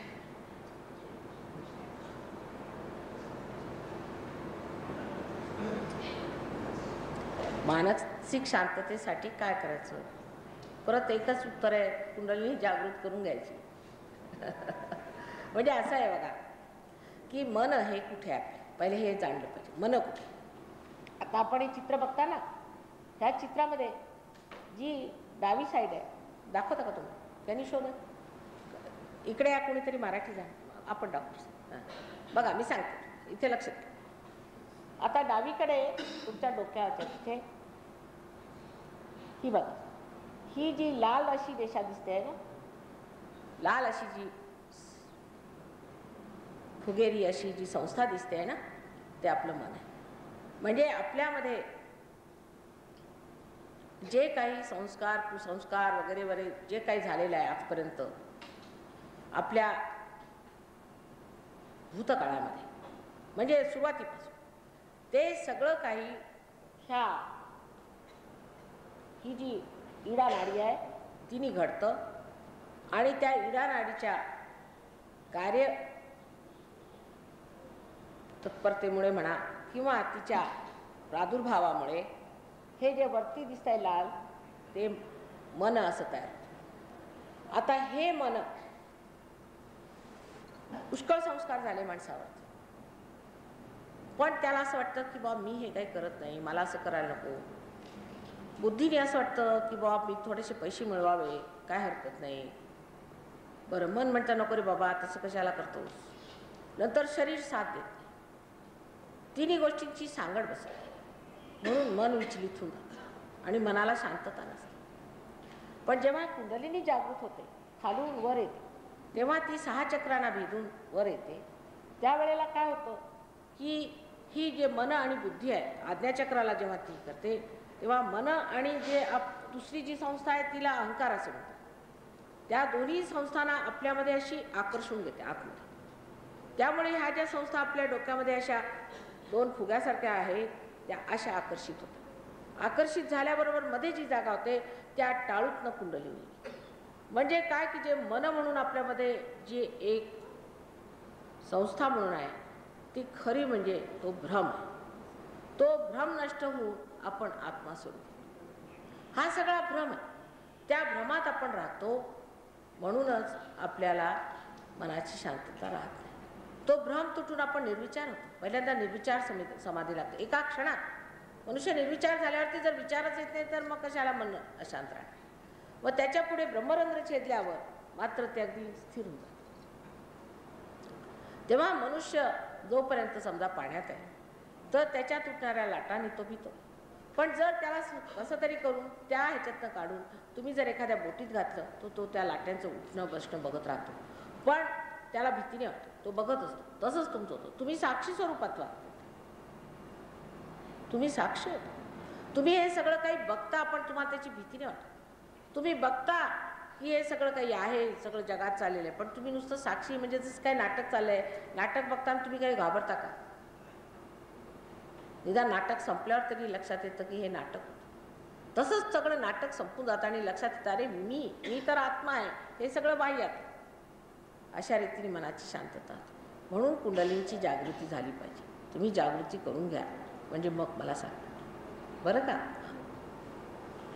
आता आणखी छान प्रश्न विचारला आणि साधकांचा प्रश्न आहे की मनाची शांतता व्हायला पाहिजे पण ती तू शांत राहा मन तू असं कर अशाने राहणार नाही. कुंडलिनीचं जागरण पाहिजे. नाही तर कसं करणार. जोपर्यंत आज्ञावरती कुंडलिनी येणार नाही तोपर्यंत हे दोन्ही कसं ओढलं जाणार आतमध्ये. ही व्यवस्था कशी होणार. ही जिवंत क्रिया परमेश्वराची जी जिवंत शक्ती आहे म्हणजे जिवंत आहे परमेश्वर आणि त्याची शक्ती जिवंत आहे आणि त्याची क्रिया सुद्धा जिवंतच असायला पाहिजे. आणखी विचारा प्रश्न.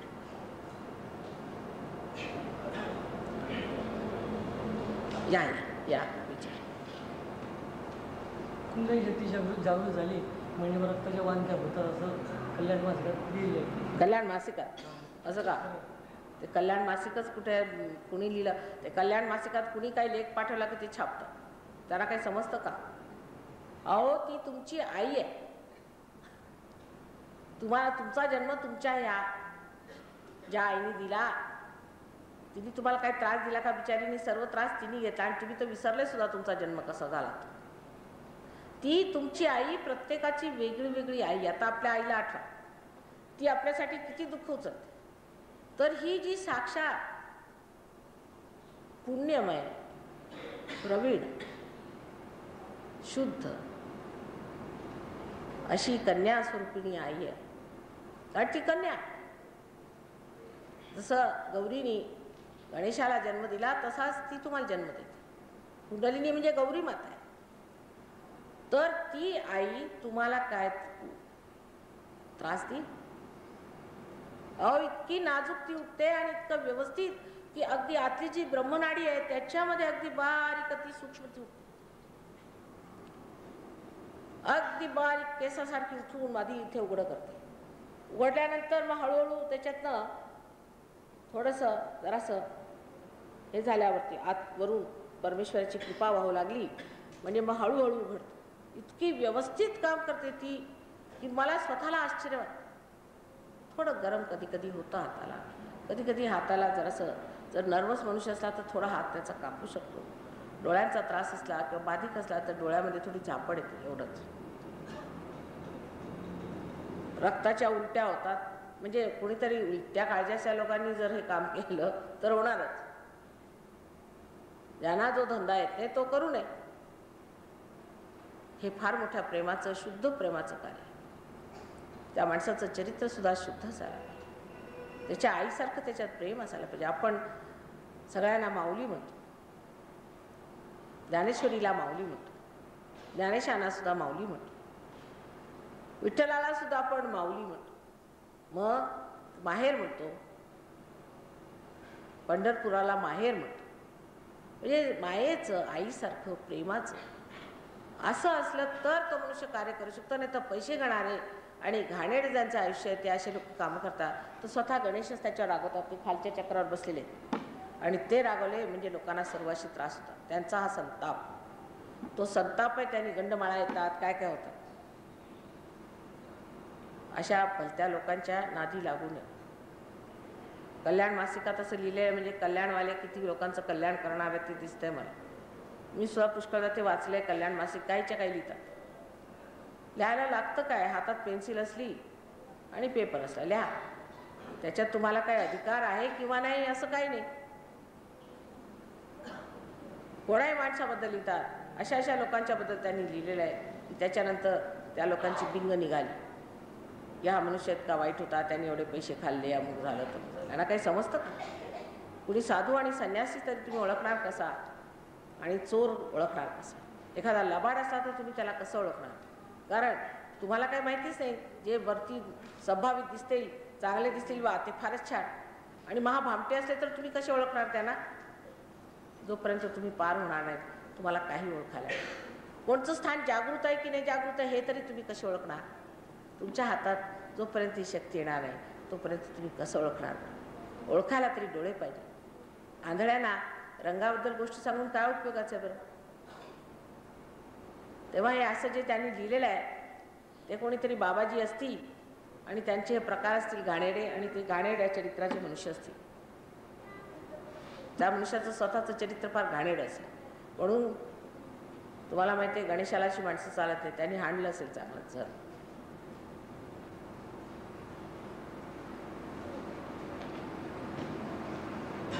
कुंडली जागृत करणं म्हणजे मानसिक शांती मिळवणं. प्रत्येक व्यक्तीला ती हवी असते, परंतु जगाच्या पाठीवर कोटी कोटी लोक गरीब आहेत. त्यांना पोट भरता भरता दिवस कधी फिरत रात्र कधी होते ते कळत नाही. असे लोक कुंडली जागृत करण्यापासून वंचित होतात. नाही, मी तुम्हाला सांगते ते लोक येतात पहिल्यांदा. आपले जे सुखवस्तू लोक आहेत हेच येत नाही. तुम्हाला आश्चर्य वाटेल. आणि त्यांचे फायदे झाले पुष्कळ. आश्चर्याची गोष्ट आहे, ज्यांना आपण गरीब म्हणतो ते जास्त शहाणे आहेत आपल्यापेक्षा. आणि जे सुखवस्तू आहेत त्यांना माझं लेक्चर ऐकायला सुद्धा वेळ नसतो. हेच नुसतं बोलायच्या गोष्टी. मी तुम्हाला सांगते, तुम्ही खेडेगावात येऊन बघा जिथे आम्ही कामं करतो. हजारोनी लेख येतात. पार झाल्यावर म्हटलं काय झालं, तुमचं भलं झालं का? हो माताजी, दारू सुटली, आणखीन तंबाखू सुटली, प्रकृती बरी झाली, आमचं भलं झालं, परमेश्वराने क्षेम केलं. एक गृहस्थ आमच्याकडे येत असत, फार गरीब होते, कळव्याहून. त्यांना 5-6 मुलं, सगळ्यांना घेऊन यायचे. मी म्हटलं तुम्ही कशाला येता इतके लांबून, पैसे घ्या, त्याचे काहीतरी तुमचे खर्च झाला. नेहमी एक हार घेऊन यायचे. लक्ष इकडे ठेवा. एक मनुष्य आला की तुम्ही इतकं चालून यायचं नाही, कारण लोकांचं लक्ष ठीक नसतं ना, लगेच तुमच्याकडे बघायला लागतं. तर म्हटलं की तुम्ही कशाला एवढा खर्च करता, फार झालं तुम्हाला इतकं. नाही म्हणे माताजी, माझं सगळं परमेश्वराने ठीक केलं. म्हटलं काय झालं का? म्हणे ज्या ठिकाणी मी राहतो तिथे एक पडीक जमीन आहे माझी, मी ती वापरत नसे, पडीक होती. सकाळी जाऊन तिथे ध्यान धारणा करत असे. जेव्हा एक दिवस बसलो होतो तर एक मनुष्य मला म्हणायला की बाबा तुमची जी जमीन आहे त्याच्याबद्दल मला एका माणसाने येऊन सांगितलं की या जमिनीची जर मी माती नेली तर माझ्या विटा अगदी दगडासारख्या होती, म्हणून मी चोरून तुमची थोडी माती घेऊन गेलो आणि ती वापरली तर खरोखर माझ्या विटा अगदी दगडासारख्या झाल्या. तर मी आता तुमच्या परवानगीने ही माती शेराच्या मुलाने घेईन, तुम्ही द्याल. ही परमेश्वराची. तुम्ही सगळं विसरता कसं? सुदाम्याचं घर आठवतं का तुम्हाला की विसरलेच? हे आपलं काय बोलायच्याच गोष्टी नाही. परमेश्वर काही खोटा नाही, जे म्हणतो ते करून दाखवतो. योगक्षेम वाहम्य म्हटलेलं आहे ना. म्हणून गरिबांच्याबद्दल नुसतं बोलून त्या गरिबांची तुम्ही सेवा करणार आहात का? परमेश्वरच त्यांना बघणार आहे आणि करणार आहे तेच. पण तुम्ही आधी परमेश्वराच्या साम्राज्यात जायला पाहिजे. तुम्ही श्रीमंत असा किंवा गरीब असा त्याचा भेदभाव परमेश्वराकडे नाही. जर तुम्ही परमेश्वराच्या साम्राज्यात गेले तर तो सगळ्या तुम्हाला भरपूर करतो. कारण पहिल्यांदा तुम्ही समाधानी होता. अति काही करत नाही पण भरपूर करून टाकतो. ते करून बघायला पाहिजे. आणि अनेकांचं भलं झालं आणि होत आहे खेडेगावात. शहरात कमी, कारण शहरात अति शहाणे, त्यांचे बैल रिकामे. मराठी भाषा कोणीतरी विचार करूनच जोपासलेली दिसते. बरोबर आजकालच्या ह्याला अगदी काळाला शोभणारे सगळे शब्द त्यांनी दिलेले आहेत. मी आधी म्हणत असे की ह्याचा अर्थ काय असेल बा, अति शहाणे त्यांचे बैल रिकामे. आता सगळे असे पुष्कळ भेटतात मला.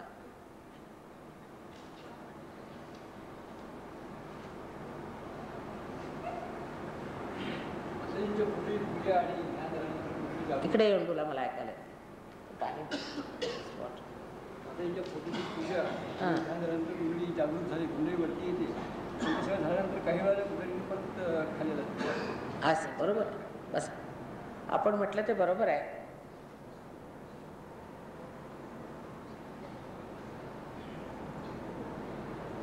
आपण सहयोगात आले, आधी कुंडलिनी वर येते, पार होतात, मग थोडी खाली जाते, कबूल. सातत्याने राहायला पाहिजे. तेव्हा शरीरात काहीतरी दोष असेल कुठेतरी, तेव्हा तिथे जाते. तिचं कसं आहे, तुमची आई आहे ना, तर तिला मग असं वाटतं की अजून याला प्रकृतीची बरी नाही झालेली, तर कशाला मग ती तुमची प्रकृती बरी. समजा जर तुमचं लक्ष्मी तत्व ठीक नसलं, समजा घरात गरिबी असली, तर ते ती ठीक करते. अशा हळूहळू सगळ्या गोष्टी ती ठीक करत असते. म्हणून कुंडलिनी इकडे तिकडे जाते. पण आपण तिची मदत करू शकतो जर आपण जाणलं की कसं करायचं, कशा रीतीने आपले चक्र स्वच्छ करायचे, कोणत्या व्यायामाने चक्र स्वच्छ होती, किंवा आपल्याला जर कुठे त्रास असला तर तो कसा ठीक करायचा, हे जर आपण थोडंसं समजून घेतलं तर आपण त्या कुंडलीची गती फार जोराने वाढवू शकतो. इतकंच नव्हे, पण तिला चांगलंच आपण सातत्याने तिथे चिकटवून ठेवू शकतो, इथे अगदी बांधून ठेवू शकतो. पण तेच शिकायला पाहिजे.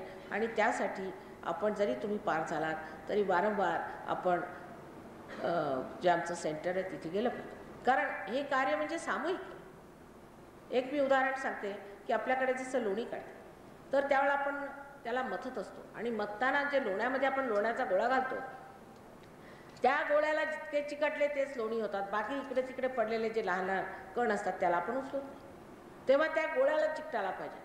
जोपर्यंत मनुष्य सामूहिक होणार नाही तोपर्यंत सहयोगामध्ये उतरू शकत नाही.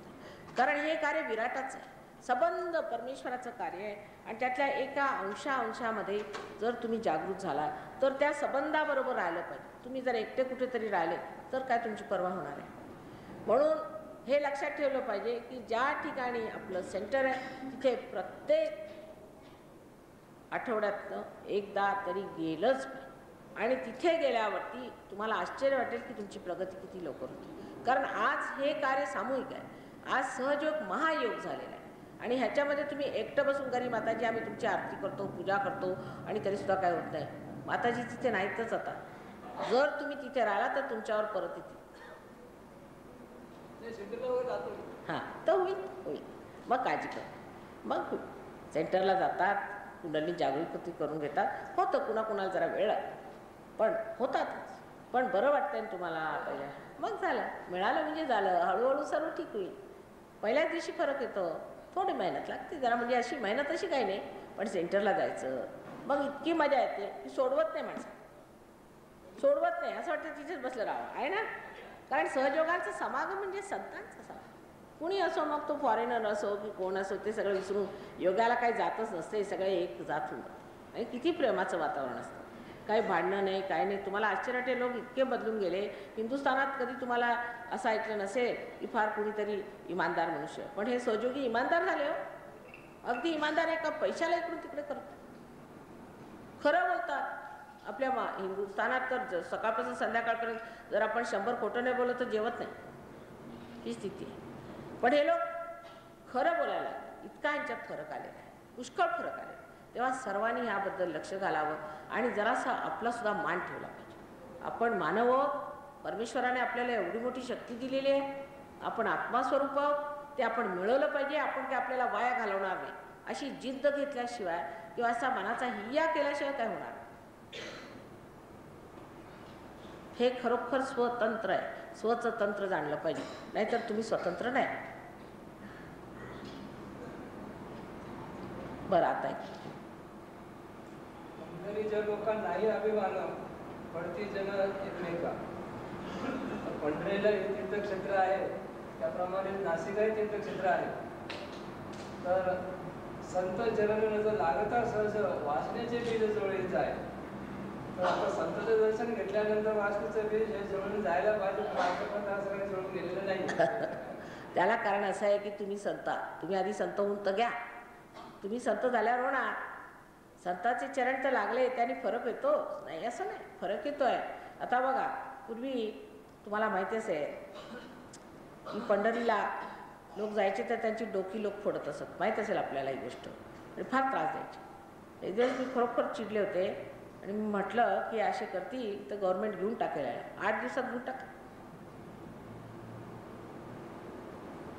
पण हे तुमच्यावर अवलंबून. परमेश्वराने तुम्हाला हे स्वातंत्र्य दिले आहे की तुम्हाला वाटलं तर तुम्ही या दुष्टांना माना किंवा परमेश्वराला माना. हे तुमच्यावर आहे. जर तुम्हाला दुष्ट पाहिजे असतील तर ते पाठवतील हिटलर सुद्धा, तुम्हाला हिटलर हवा ना घ्या. पण तुम्हाला जर परमेश्वर पाहिजे तर परमेश्वर आहे. हे तुमच्यावर अवलंबून आहे की नाही.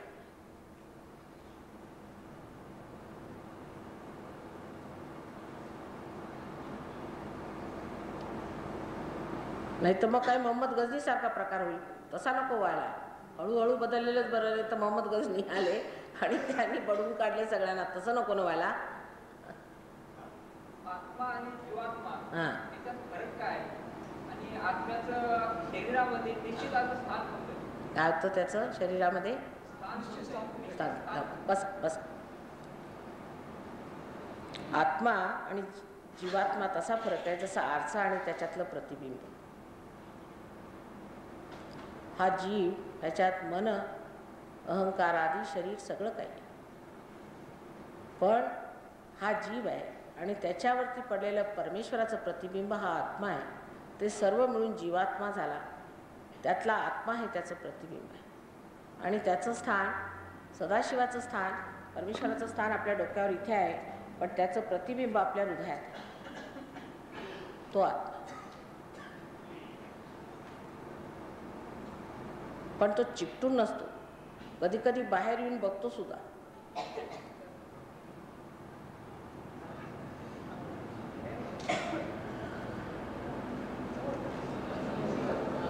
आता त्याचं स्थान कुठे आहे, काय आहे ते आपण सिद्ध करून दाखवू. हां, सहयोग म्हणजे सर्वाची सिद्धता आहे. मी जर तुम्हाला म्हटलं हृदयात आहे तर ते मानून घ्यायला नको, कारण तुम्हाला मी सिद्ध करून दाखवेन की तो हृदयातच आहे म्हणून. कारण मंत्र तिथे आत्म्याचा करावा लागतो. हृदयात जेव्हा त्रास होतो तेव्हा असं म्हणावं लागतं की मी आत्मा आहे. कळलं का? मंत्रावरनं सिद्ध होईल. नवीन माणसाला ही कुंडलिनी जागृत कशी करायची हेच माहित नाही रस्ता. बरोबर. कशी जागृत करायची ते तर मी करते ना. बसा ना आपण. ते मीच करणार आहे. ते जागृत केल्यावर, तुम्हाला हुशार केल्यावर मग तुम्ही करायचे. सगळे आधी नवीनच असणार की नाही. बरोबर प्रश्न आहे. देखिए सबकी जो वो है चुकता और लेवल क्या है. You can talk on that level. हां, आता पुढे आणखीन काय असलं तर सांग. बायकांना कधीच प्रश्न नसतात की काय. सगळे प्रश्न घरी. त्या तुम्ही कालातीत आहात. एकदा पार झाल्यावरती कसला काळ वेळ नसतो. काळ वेळ नाही, तुम्ही त्याच्यातच असता. पण बसायच्या वेळेला जर संध्याकाळी बसले तर बरं. आता ही मंडळी लंडनला सुद्धा 4 वाजता सकाळी पहाटे उठतात आणि त्याच्यात नंतर ध्यानाला बसतात. तसं काही नाही, पण त्यांना ती वेळ सूट करते. हां, बोला. या. सच्चे गुरु की पहचान क्या है और मंत्र जाप करना चाहिए या गुरु की पूजा करनी चाहिए? अच्छा, बैठो बैठो बैठो. आणि प्रश्न विचारा कि सच्चे गुरु की क्या पहचान है और मंत्र जाप करना चाहिए या गुरु की पूजा करनी चाहिए. सबसे पहले तो मंत्र जाप क्या है. हिंदीत बोलू का? त्यांनी प्रश्न हिंदीत विचारला. अब मंत्र चीज क्या है. मंत्र वो है जो जागृत होता है, जिसका असर होना चाहिए. अगर कोई मंत्र का असर नहीं, सिर्फ बड़बड़ बड़बड़ मुंह से हो जाए, जैसे कि एक तोता बोल रहा है, तो वो मंत्र नहीं होता. मंत्र वो होता है जिसका असर हो जाए, जो दवा कर जाए. अब हर एक चक्र पर एक एक देवता बैठे और आप में जो कुछ भी दोष है उस जगह जा करके आपकी कुंडलिनी रुक जाती है. पहले तो कुंडलिनी जागृत होनी चाहिए. फिर वो जिस जगह जाके रुक जाती है उस जगह पर जो देवता होंगे उनका जाप करना चाहिए उस वक्त के लिए. लेकिन ये नहीं कि अब आपने समझ लीजिए राम का नाम लेना शुरू किया, आपको पता ही नहीं कि राम कहाँ है. और जो इस तरह से राम का नाम ले रहे हैं वो बड़ी गलती कर रहे हैं. क्योंकि आप देख लीजिए राम जो है ये परमात्मा है और आप तो एक साधारण मनुष्य का भी नाम समझ लीजिए. यहाँ के जो मिनिस्टर साहब हैं कोई, उनका जा करके मिनिस्टर मिनिस्टर मिनिस्टर करिएगा तो आपको तो अरेस्ट कर लेंगे लोग, पुलिस पकड़ लेगी। और आप उस भगवान का नाम इस तरह सस्ते तरीके से लेते हैं, उसका आपको अधिकार नहीं। पहले तो उसके साम्राज्य में आप आ जाए, पहले आप पार हो जाइए, उसके बाद आप में कौन सा दोष है वो जान लीजिए, फिर जहाँ दोष है उसी मंत्र को आप लीजिए। इसका बड़ा भारी साइंस है। ऐसा नहीं कि जिसको देखा वो, आजकल ये होता है कि इतना हम तुमको मंत्र देते हैं कान में, ये सब बिल्कुल गलत बात है। जहाँ जिस चक्र की पकड़ होती है उस पकड़ पर ही मंत्र बोला जाता है। और आपको जानना चाहिए कि आपको कौन सी तकलीफ है, कौन सी जगह कुंडलिनी रुकी है। समझ लीजिए आज आप यहाँ से बम्बई जा रहे हैं, रास्ते में नाका है, जहाँ नाका आएगा वहीं ना तो आप पैसा देंगे कि आप यहीं से अगर पैसा दे दें तो क्या वहाँ पहुँच जाएंगे? कुंडलिनी जब तक चली नहीं तब तक आप कोई भी मंत्र नहीं कह सकते, उसका कोई अर्थ ही नहीं लगता, बेतुकी बात है। रही बात है कि गुरु की पूजा करनी चाहिए, लेकिन सदगुरु की करनी चाहिए। और सदगुरु जो होता है वो आपको पार कराए बगैर अपने पैर पे भी नहीं आने देता। जब तक वो आप पार नहीं होते तब तक वो आपको पैर नहीं छूते, उसको तकलीफ हो जाती। वो आपसे पैसा नहीं लेगा, वो आपके दम पर नहीं जिएगा, वो अपनी हिम्मत पर जिएगा, अपनी किताबें लिखेगा, अपनी कुछ भी करेगा, लेकिन आपसे पैसा नहीं। अगर वो आपसे पैसा लेता है और उस पर जीता है तो सदगुरु नहीं। उसके चरित्र बहुत शुद्ध होने चाहिए, उसके विचार शुद्ध होने चाहिए। आजकल तो जिस तरह के गुरु देखे जाते हैं, पहला तो पैसा लेते हैं, फिर कहते हैं अच्छा चलो तुम्हारे बीवी बच्चे भी हमारे पास भेज दो और पर्स भी भेज दो और तुम संन्यास लेके बैठ जाओ। जो सच्चा गुरु होता है वो आपको परमात्मा से मिलाता है। जो परमात्मा से नहीं मिला सकता, ऐसे आदमी के पीछे भागना बेकार है। और ऐसे गुरु की पूजा भी करने से क्या फ़ायदा? ऐसे तो गुरु है ही नहीं, है तो सदगुरु ही नहीं।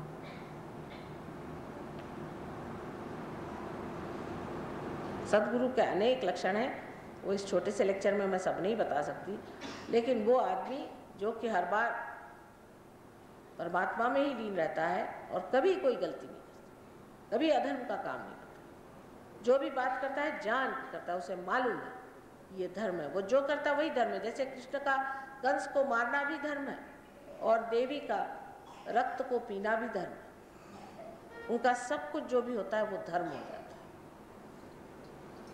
माताजी, कुंडलिनी जागृत केल्यानंतर मोठं सुख मिळतं, आनंद मिळतो, मोठे आनंद मिळतो आणि सुख मिळतं। त्या सुखापेक्षा मोठं काहीच नसतं, त्याच्या पलीकडे माणसाला काहीच नको असतं। असं असताना सुद्धा श्री रामदास समर्थ रामदास असे का म्हटले, जगी सर्व सुखी असा कोण आहे, विचारली म्हणा तुमची सोयी। म्हणजे ते पार झालेले नव्हते, त्यांनी स्पष्ट सांगितलं की असा कोण आहे, कारण कोणी पारच नव्हते। बरोबर सांगितलं त्यांनी, कोण आहे सुखी? नाहीच। त्याचा अर्थ असा की तुम्ही अजून सुखाचा स्रोत नाही शोधून काढला। रामदास स्वामींनी जे सांगितलं, कुणाची जागृती झालेली नाही आहे, यांना अजून स्रोतच मिळालेला नाही आहे, तर तो शोधून काढला पाहिजे। म्हणजे सगळे दुःखी आहेत की नाही? कारण त्यांची जागृती, पण ज्यांची जागृती झाली त्यांना जाऊन विचारा, ते असंच लिहितात, माताजी आम्ही आनंदाच्या सागरात पोहत आहोत। कधी दुसरा शब्द नसतो। थोडे दिवस रडगाणं चालतं, पण शेवटी सगळं संपवून आम्ही सुखात आहोत, आरामात आहोत, आम्हाला काही नको झालं, आता काही नको, तृप्त। त्यावेळेला कोण माणसं पार होती हो? मी जन्मले तर माझ्या वडिलांशिवाय मी दुसरा मनुष्य पाहिला नव्हता पार। कुठे होतात माणसं पार? तुम्हाला दिसलीत का कोणी? कोणी म्हणून होत नाही, जे असतं ते दिसलं पाहिजे ना। रामदास स्वामींनी तर फार उपकार करून ठेवलेत आपल्यावरती, पण आता ते फेडणार कधी तुम्ही? काय हो,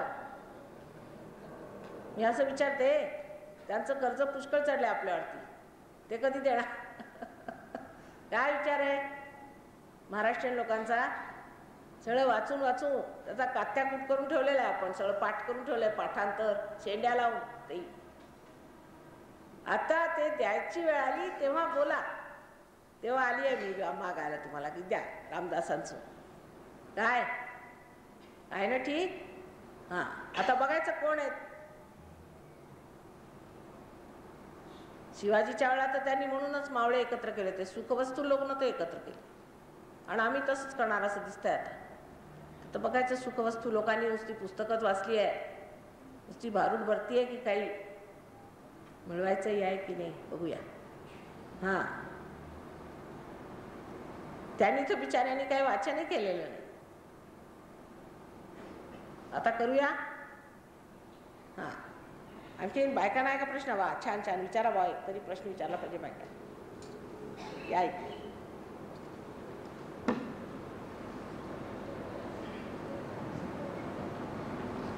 काय म्हणतात? नामस्मरणाची सुरुवात झाली हां, की मन हळू शांत व्हायला लागतं. आता खूप त्याला वेळ लागतो, तरीसुद्धा काम, क्रोध, मोह, लोभ, मोह सुटका होतो. ते करण्याकरता काय? असं मी तेच तर सांगते तुम्हाला की अहो नामस्मरणाने काहीही होत नाही विशेष. नुसतं तुमचं लक्ष एका दुसरीकडनं दुसरीकडे जातं. पण नामस्मरणाने काय होत नाही. आता समजा तुम्ही या हॉलमध्ये आलात आणि बाहेर पाठी लावली की माताजी निर्मला देवींचं इथं व्याख्यान आहे. तिथे उभे राहिले, माताजी निर्मला देवींचं इथे व्याख्यान आहे, माताजी निर्मला देवींचं इथे व्याख्यान आहे असं आपण म्हणत राहिलो समजा. तर तुम्ही आत आले का? तिथे उभं राहून तुमचं कदाचित तुम्ही धुंद व्हाल, पण तुम्ही आत आले का? तसंच आहे नामस्मरण. नामस्मरण म्हणजे परमेश्वराला आठवण ठेवायची गोष्ट दुसरी झाली. पण आता आत या मी म्हणते, झालं पुष्कळ तरी आपले बाहेरच उभे. आत आल्यावर आपण जसं म्हणतात ना, क्रोध, काम, मद, मोह, मत्सर आदी हे जे षड्रिपू आहेत हे सगळे नष्ट होतात. पण आत तर या आधी कुंडलिनीचं जागरण तर करून घ्या. कळलं का? बाहेरच भोकत उभे.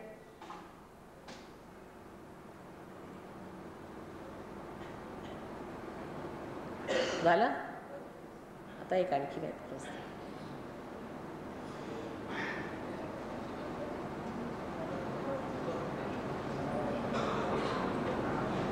काय म्हणते?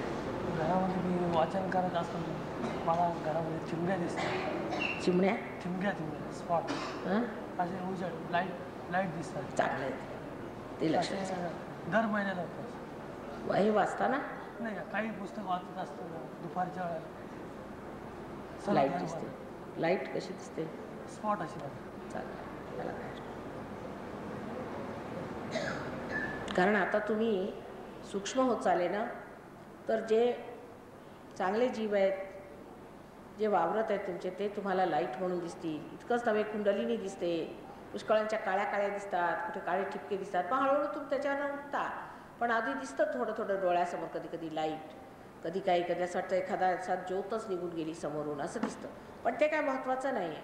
दिसतं तेवढ्यापर्यंत, जोपर्यंत आपण ते होत नाही. पण आपणच झाल्यावर तेव्हा काही दिसत नाही, तेव्हा दिशा ठीक आहे. सूक्ष्मात चाले म्हणून सूक्ष्म दिसतं. त्याच्यानंतर चैतन्याच्या लहरी दिसतात. चैतन्य असं जसे काही उकारांत असतं की नाही, तशा रीतीने ते असे समजा की जसे आपल्याकडे अर्धविराम असतो तशा तऱ्हेचे असे कुंडलिनीचे प्रकार दिसतात, पुष्कळ तरतरा दिसतात. पण ते ते ते काही महत्त्वाचं नाही, त्याच्या पलीकडे गेलं पाहिजे. पण ती प्रगती बरी. चैतन्य दिसतं, प्रकाश दिसतो, दिसणारच. आता तुम्ही जर सूक्ष्म लागले तर अतिंद्रिय उघडतात ना. कान बंद करून सुद्धा तुम्ही माझं भाषण ऐकू शकता. कारण सहस्त्रारामध्ये सर्व साथी चक्र आहेत, तेव्हा कान बंद करून तुम्ही माझं भाषण ऐकू शकता. बरं, आता कधी कधी स्वप्नामध्ये अतिशय सुंदर सुंदर दृश्य दिसतात, माणसाच्या मनाला आनंद होतो. तर ऑटोमॅटिक अशी कुंडली जागृत होते. त्यावेळेला असं नाही म्हणताय, कुंडलिनी म्हणजे आनंद आणि सुख ह्याच्यात अंतर आहे.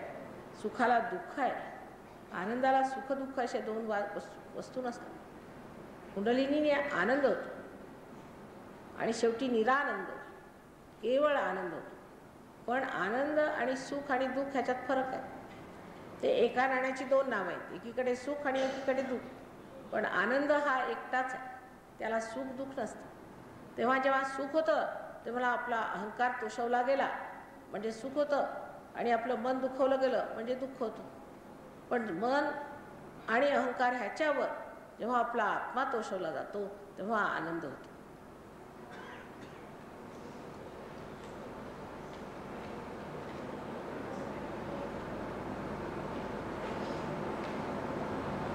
सहस्त्रारामध्ये निरानंद, नुसता निव्वळ आनंद, निरानंद. आणखी नाही का प्रश्न तुम्हाला? आता सुरू करूया. हां थोडंसं. हां आता सांगायचं म्हणजे असं की सगळ्यांनी मांड्या घालून बसायच्या. मांड्या घालून टोप्या वगैरे उतरून घ्या. आईसमोर कसलं काय, आई आम्ही, आईला किती आपलेपणा असतो, आपण आईशी कशी वागतो. तर मांड्या घालून बसा. ऐकायला येतंय का? काय झालं, ऐकायला येत नाही? हो, फॅन बंद करा. थंडी येते का?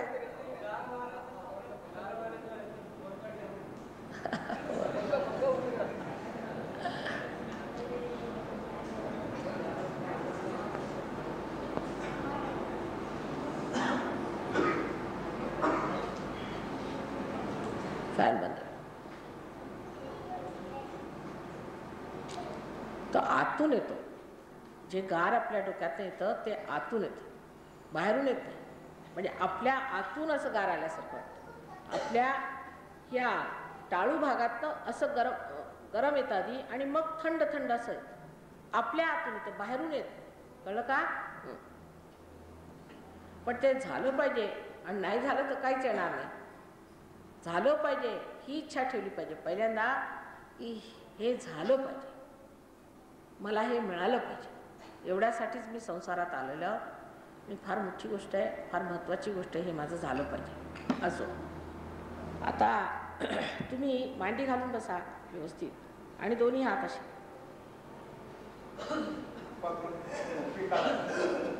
टोपी काढलेली बरी, कारण सहस्त्रार उघडायचं आहे ना म्हणून. तसा आईसमोर आपण काही टोपी घालून बसत नाही, काही ती काही अंमलदार नाही आहे. अगदी साधेपणाने बसायचं, नम्रपणाने, साधेपणाने. मान सरळ करायची. Please close your eyes, put both your hands towards me, put your neck in a straight line.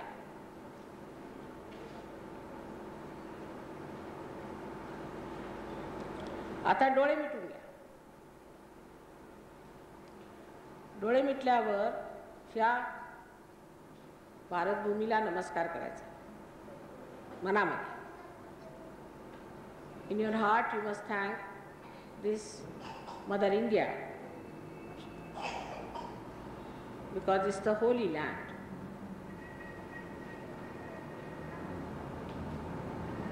त्याच्यानंतर श्री गणेशाला नमस्कार करायचा. Then bow to Shri Ganesha thrice in your heart.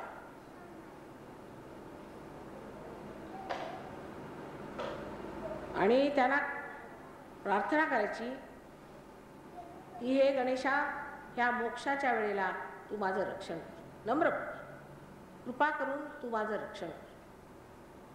माझं काही चुकलं असेल ते सर्व क्षमा करून तू माझं रक्षण कर. At this moment you have to ask Shri Ganesh that please forgive me if I have done any mistakes. Please forgive me at this time of my realization. Please protect me. माझं रक्षण असं 3दा म्हणायचं.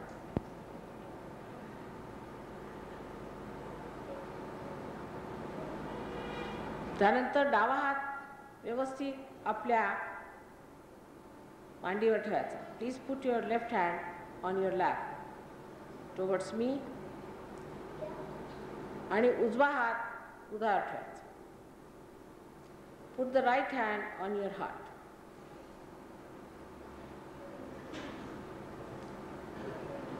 At your heart resides the spirit. हृदयामध्ये आत्म्याचं स्थान आहे. म्हणून एक प्रश्न विचारायचा. You have to ask a question.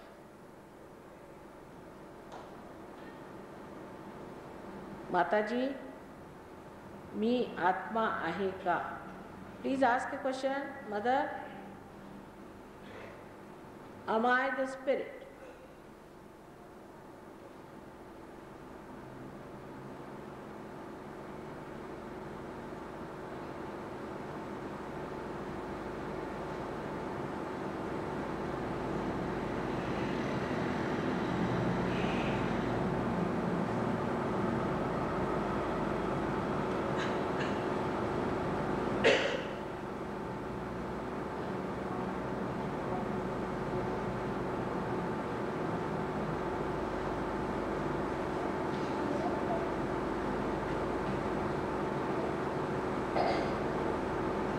Please ask this question 3 times.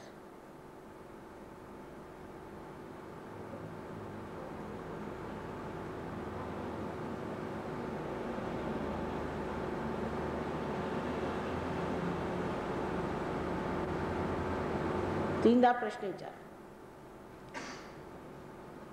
पूर्ण हृदयाने केलं पाहिजे, विथ युअर फुल हार्ट.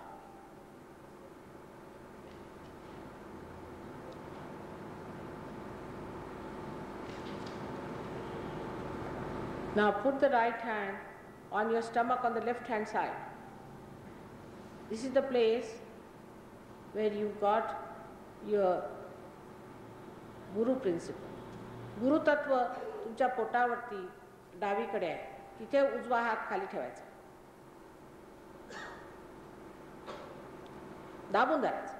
इथे तुमचं गुरुतत्व आहे, ते जागृत केलं पाहिजे. तुम्ही आता आत्मा आहात आणि आत्मा हा तुमचा गुरु आहे. तेव्हा तुम्ही असा प्रश्न केला पाहिजे 3दा, माताजी मीच माझा गुरु आहे का? Now you are your spirit and your spirit is your master, your guru. So please ask the question, Mother, am I my own master? Am I my own guru? 3 times. आपण विचारा, माताजी मीच माझा गुरु आहे का? 3दा विचार.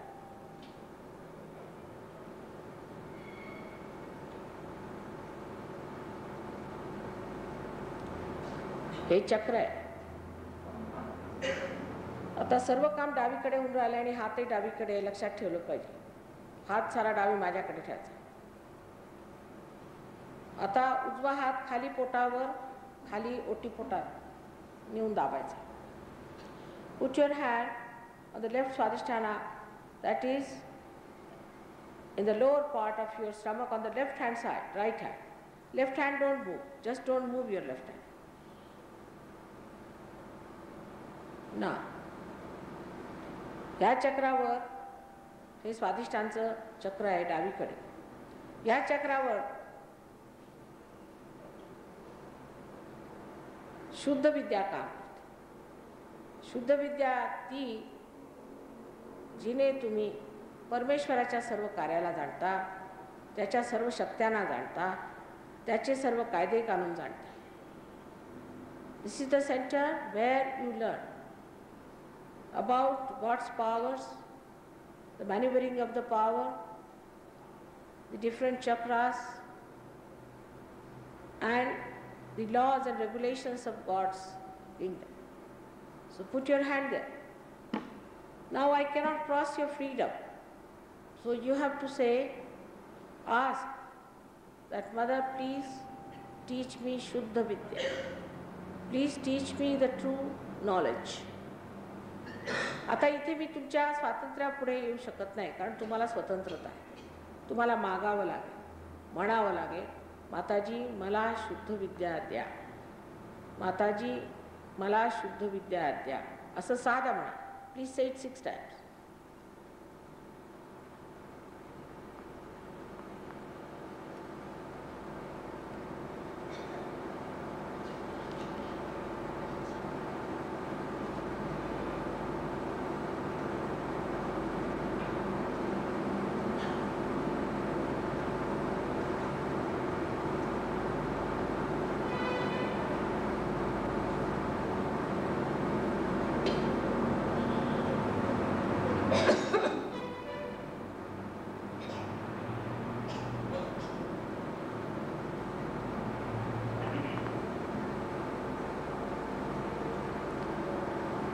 आता हा हात परत पोटावर डावीकडे वर ठेवायचा. Again put your right hand on the same side of the stomach, in the upper region of the stomach. हात ठेवायचा, समजूतदारपणाने करायचं. Please be careful about this, be careful. आता इथे शुद्ध विद्येमध्ये गुरुतत्वाविषयी तुम्ही स्वतःला आरोपित करून घ्यायचं. You have to assume your powers. So you have to say 10 times, mother, I am my own guru, I am my own master. 10 म्हणायचं, माताजी मी माझा गुरु आहे हे आरोपित करून घ्यायचं स्वतःवर. त्या आहात तुम्ही. पूर्ण विश्वासाने म्हणायचं, माताजी मीच माझा गुरु आहे.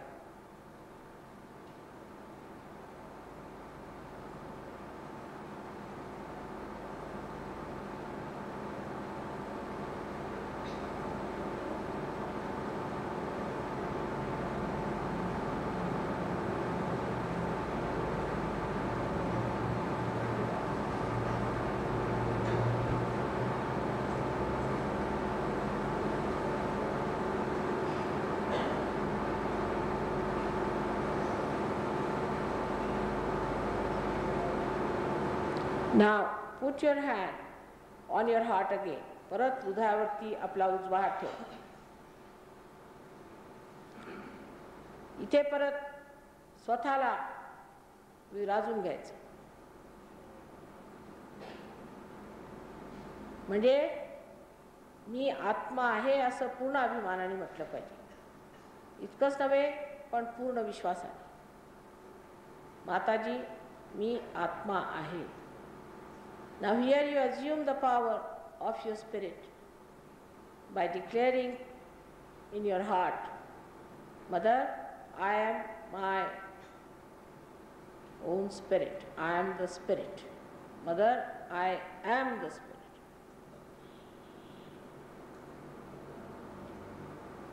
Please say it 12 times. 12दा म्हणा. या चक्राला 12 पाकळ्या आहेत.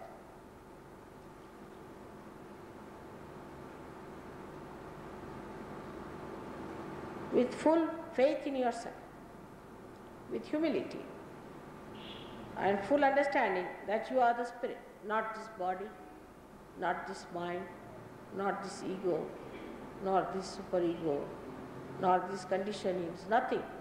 Just be identified with your spirit by assuming, Mother, I am the spirit.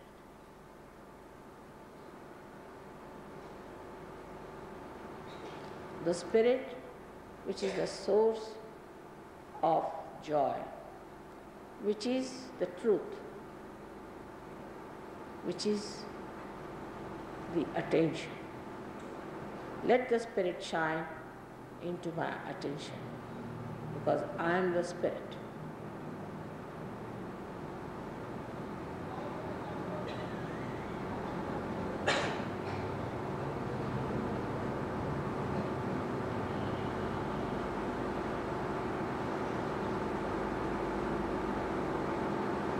Now raise your right hand higher onto the base of the neck, on the shoulder. उजवा हात उचलून वर खांद्यावर मानेच्या जवळ दाबून धरायचं.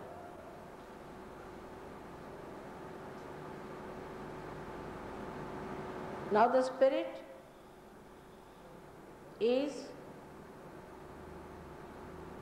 faultless. It is guiltless. So how can you have faults and guilts? So you have to say, Mother, I am not guilty. Please say this 16 times. Very important. आत्मा हा निर्दोष आहे. त्याला दोष असू शकत नाही. परत परमेश्वर हा आनंदाचा सागर, कृपेचा सागर, दयेचा सागर, मुख्य म्हणजे क्षमेचा सागर. तेव्हा तुम्ही असं कोणते दोष करता जो त्या सागरात धुवून टाकणार नाही. म्हणून मी माताजी निर्दोष आहे, कारण मी आत्मा आहे. माताजी मी निर्दोष आहे असं 16दा म्हणा.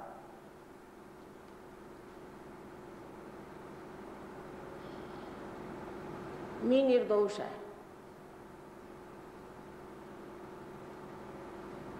16दा म्हणा.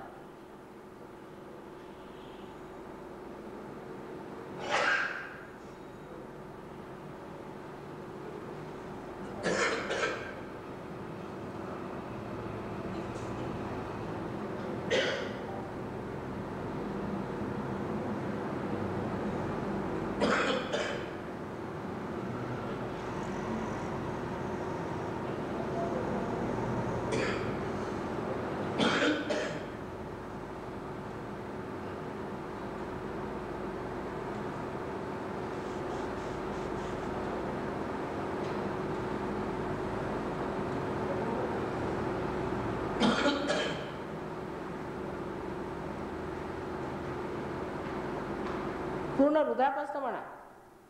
आणि चक्र फार जोरात धरलेलं आहे सगळ्यांचं.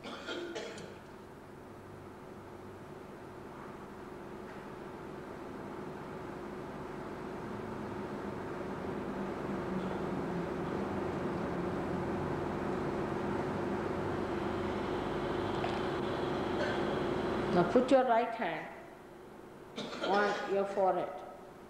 आपला उजवा हात उचलून आपल्या कपाळावर आडवा ठेव. On your forehead across. ह्या ठिकाणी असं म्हटलं पाहिजे की माताजी मी सर्वांना हृदयाने क्षमा केली. At this place, at the Agya Chakra, you have to say, Mother, I have forgiven everyone. Now many may argue that it's difficult to forgive, but you don't have to do anything, you have to just say it. Because when you are not forgiving anybody, you are harming yourself, not others. So just say, Mother, I forgive everyone.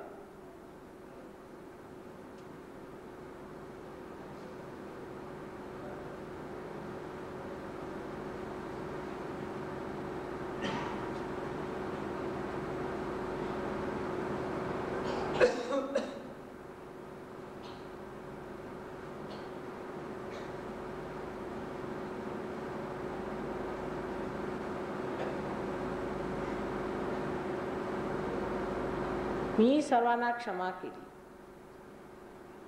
दिसायला कठीण वाटतं, पण नुसतं म्हणायला काय होतंय.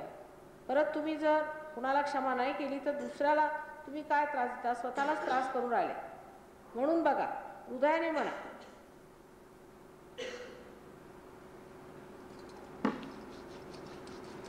नंतर हा हात आता डोक्यावर ठेवा. Please put this hand on your तालू, on your fontanelle bone area. ताळूवर हात ठेवा. आता तळ हात, keep the hand in such a way that you can press it on that area and move it in clockwise manner. हात दाबून धरायचा तळ हात आणि त्याने the palm, with the palm you try to press it and then move it in a clockwise manner. तळ हाताने दाबून धरायचा, आणखी घड्याळाच्या काट्यासारखा फिरवायचा. जोरात दाबायचा. या ठिकाणी मी I cannot cross your freedom, so I will request you to ask for your realization. Say mother please give me my realization 7 times. इथे मी परत तुमच्या स्वातंत्र्यावर येऊ शकत नाही. तुम्हाला म्हणावं लागेल, माताजी मला आत्मसाक्षात्कार द्या, मागावं लागेल. त्या कृपा करून नम्रपणाने म्हणायचं, माताजी मला कृपा करून आत्मसाक्षात्कार द्यावा, असं 7दा म्हणा.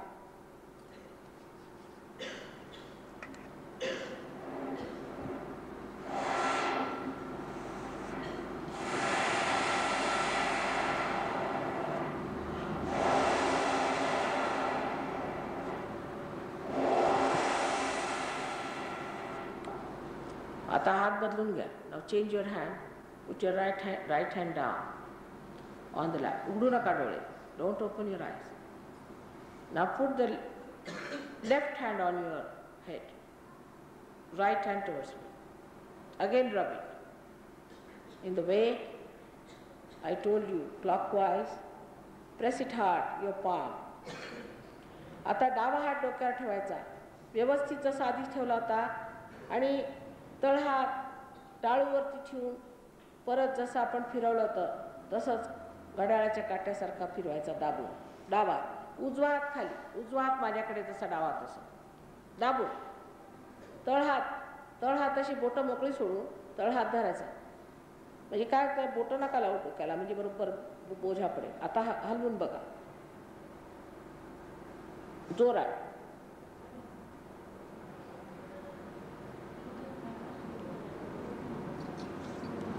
आता परत म्हणा की माताजी मला आत्मसाक्षात्कार द्यावा. Please say again, Mother, please give me my realization.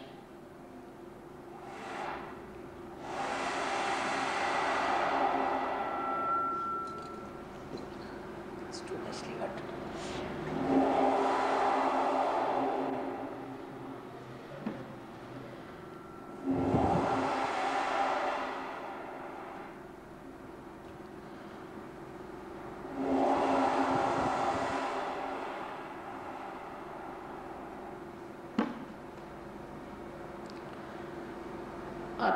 Raise your hand and see if there's a cool breeze coming out of your head. वर हात डोकं जरा जर 4-5 इंच वर उचलून बघा, थंड थंड येते का डोक्यात. थोडं वर उचला.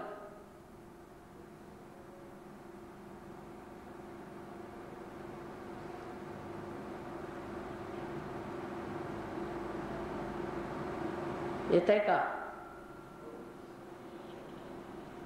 हात बदलून बघा. डावा हात माझ्याकडे करायचा आणि उजवा हात माझ्याकडे बघा, पण विचार करू नका. Please, if you want you can open your eyes, but don't think.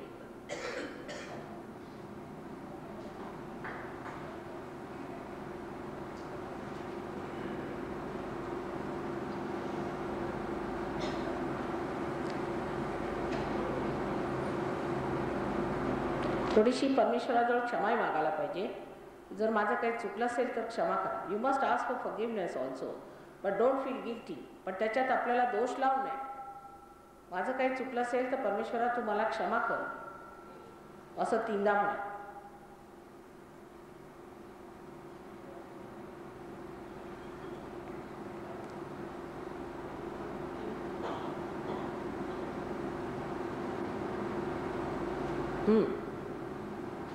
येतंय का? आपापसातही बघता येतं येतंय की नाही बघा.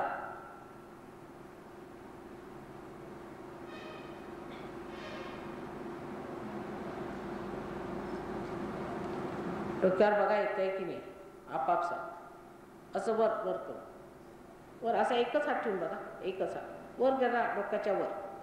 येतंय का बघा.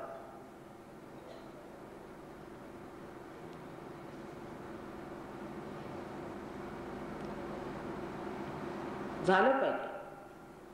येत आहे थोडं थोडं. बरं, आता काय करायचं की स्वतःची कुंडलिनी जागृत कशी करायची. बसा. आता विचार नका करू, फक्त निर्विचार येतो. गहन आहे विषय. म्हणजे असं आहे की गंभीर विषय आहे, तेव्हा थोडं गंभीरतेने घेतलं पाहिजे. डावा हात पुढे. Put the left hand like this in front of the कुंडली. And move the right hand around in this manner. असा फिरवायचा. हळूहळू उचला. असा फिरवत जायचा. गोल गोल असा फिरवायचा. फिरवत फिरवत आता खांदे हलके सोडायचे.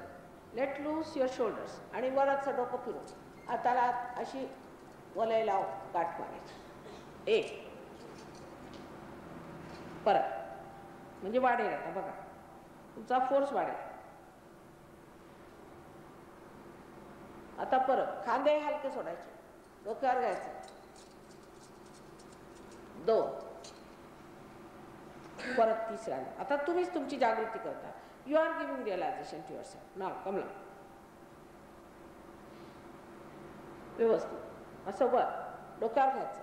डोक्यावर घेऊ. 1 2 आणि 3. आता बघा येत आहे. बरं, डोक्यात बघा. ज्यांच्या डोक्यात येत नाही त्याने म्हणायचं माताजी आमच्या डोक्यात या. आमच्या डोक्यात या म्हणजे होईल. म्हणा. Those who are not getting in their head should say, Mother, come in my head. Very important, you all know. You must say that. Mother, come in my Sahasrara. Please open my Sahasrara.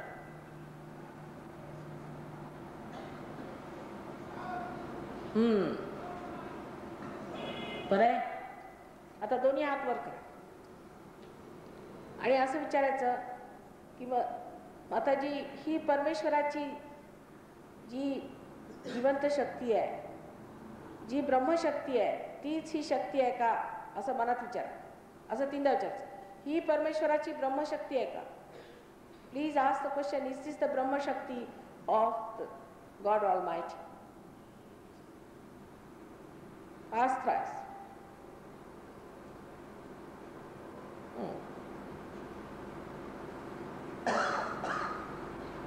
आता बघा, खाली घ्या, बघा, जस्सी बरं आहे.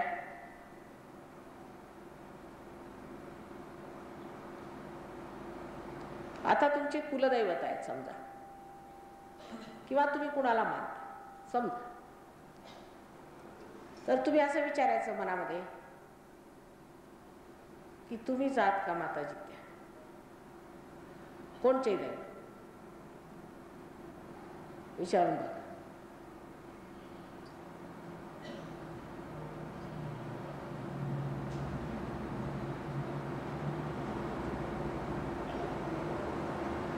हा आहे ना, 3दा विचारायचं.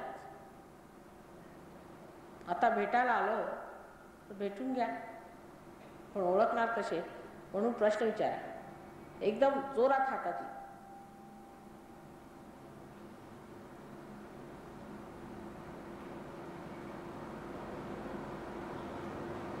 हां आम्ही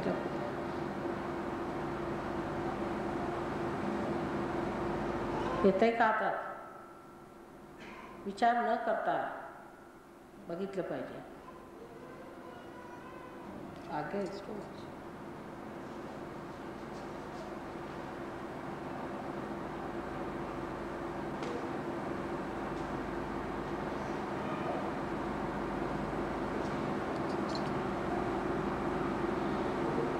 क्षमा नाही केली, हृदयापासून क्षमा करा. आज्ञाचक्र फार जोरात धरलेलं आहे. खरोखर हृदयापासून क्षमा करायला पाहिजे, केलेली नाही. हृदयापासून सर्वजण क्षमा करा म्हणजे बघा येईल.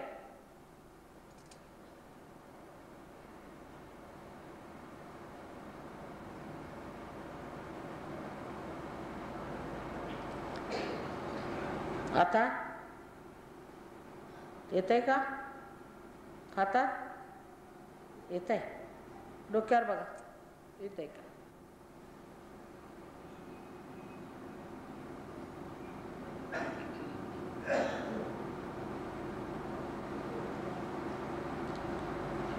All those who have got cool breeze, please raise your hands.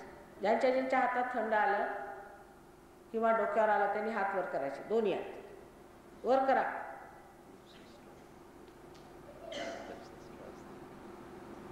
Left sasta. So many of them have got it too. I must say, most of them.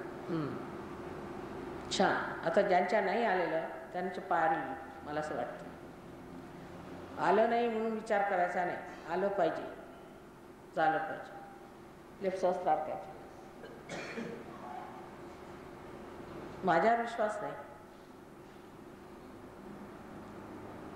विश्वास नसता तरी विरोधात नाही बसलं पाहिजे. विरोधात बसलेल्या लोकांना येणार नाही.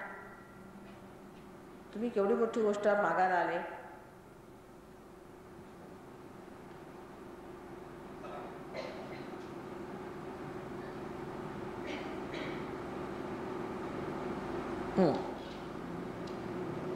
तरी बरेच लोकांच्या आलेल्या आहेत. कोणाच्या हातात नाही आलेलं वर करा बघू. ज्यांच्या हातात नाही आलं वर. तुम्ही पहिल्यांदाच आले का? पहिल्यांदा? पूर्वी आले ते आपण नाही, म्हणजे आजच आलेले आहे, काय हरकत. तरी पायारी जी मंडळी पहिल्यांदा आली त्या सर्वांना आलेल्या आहे, तेव्हा आता जरी एक पहिल्यांदा आले तरी हरकत नाही. आता बघू पाया काय होतं. हां तर I think you better stand up here, make the line. ज्यांना दर्शनाला यायचं त्याने एकेकाने यायचं. आधी बायकांना येऊ द्या, इकडनं येतील बायका आणि मग पुरुषाने यायचं. आणि पायार जे पार झालेले ते होतील, पण बोलायचं नाही, शांत बसलं ध्यान. शांत असावं, ज्यांची रांग होईल स्त्रियांचं काम झाल्यानंतर मग पुरुषांनी हालचाल करावी.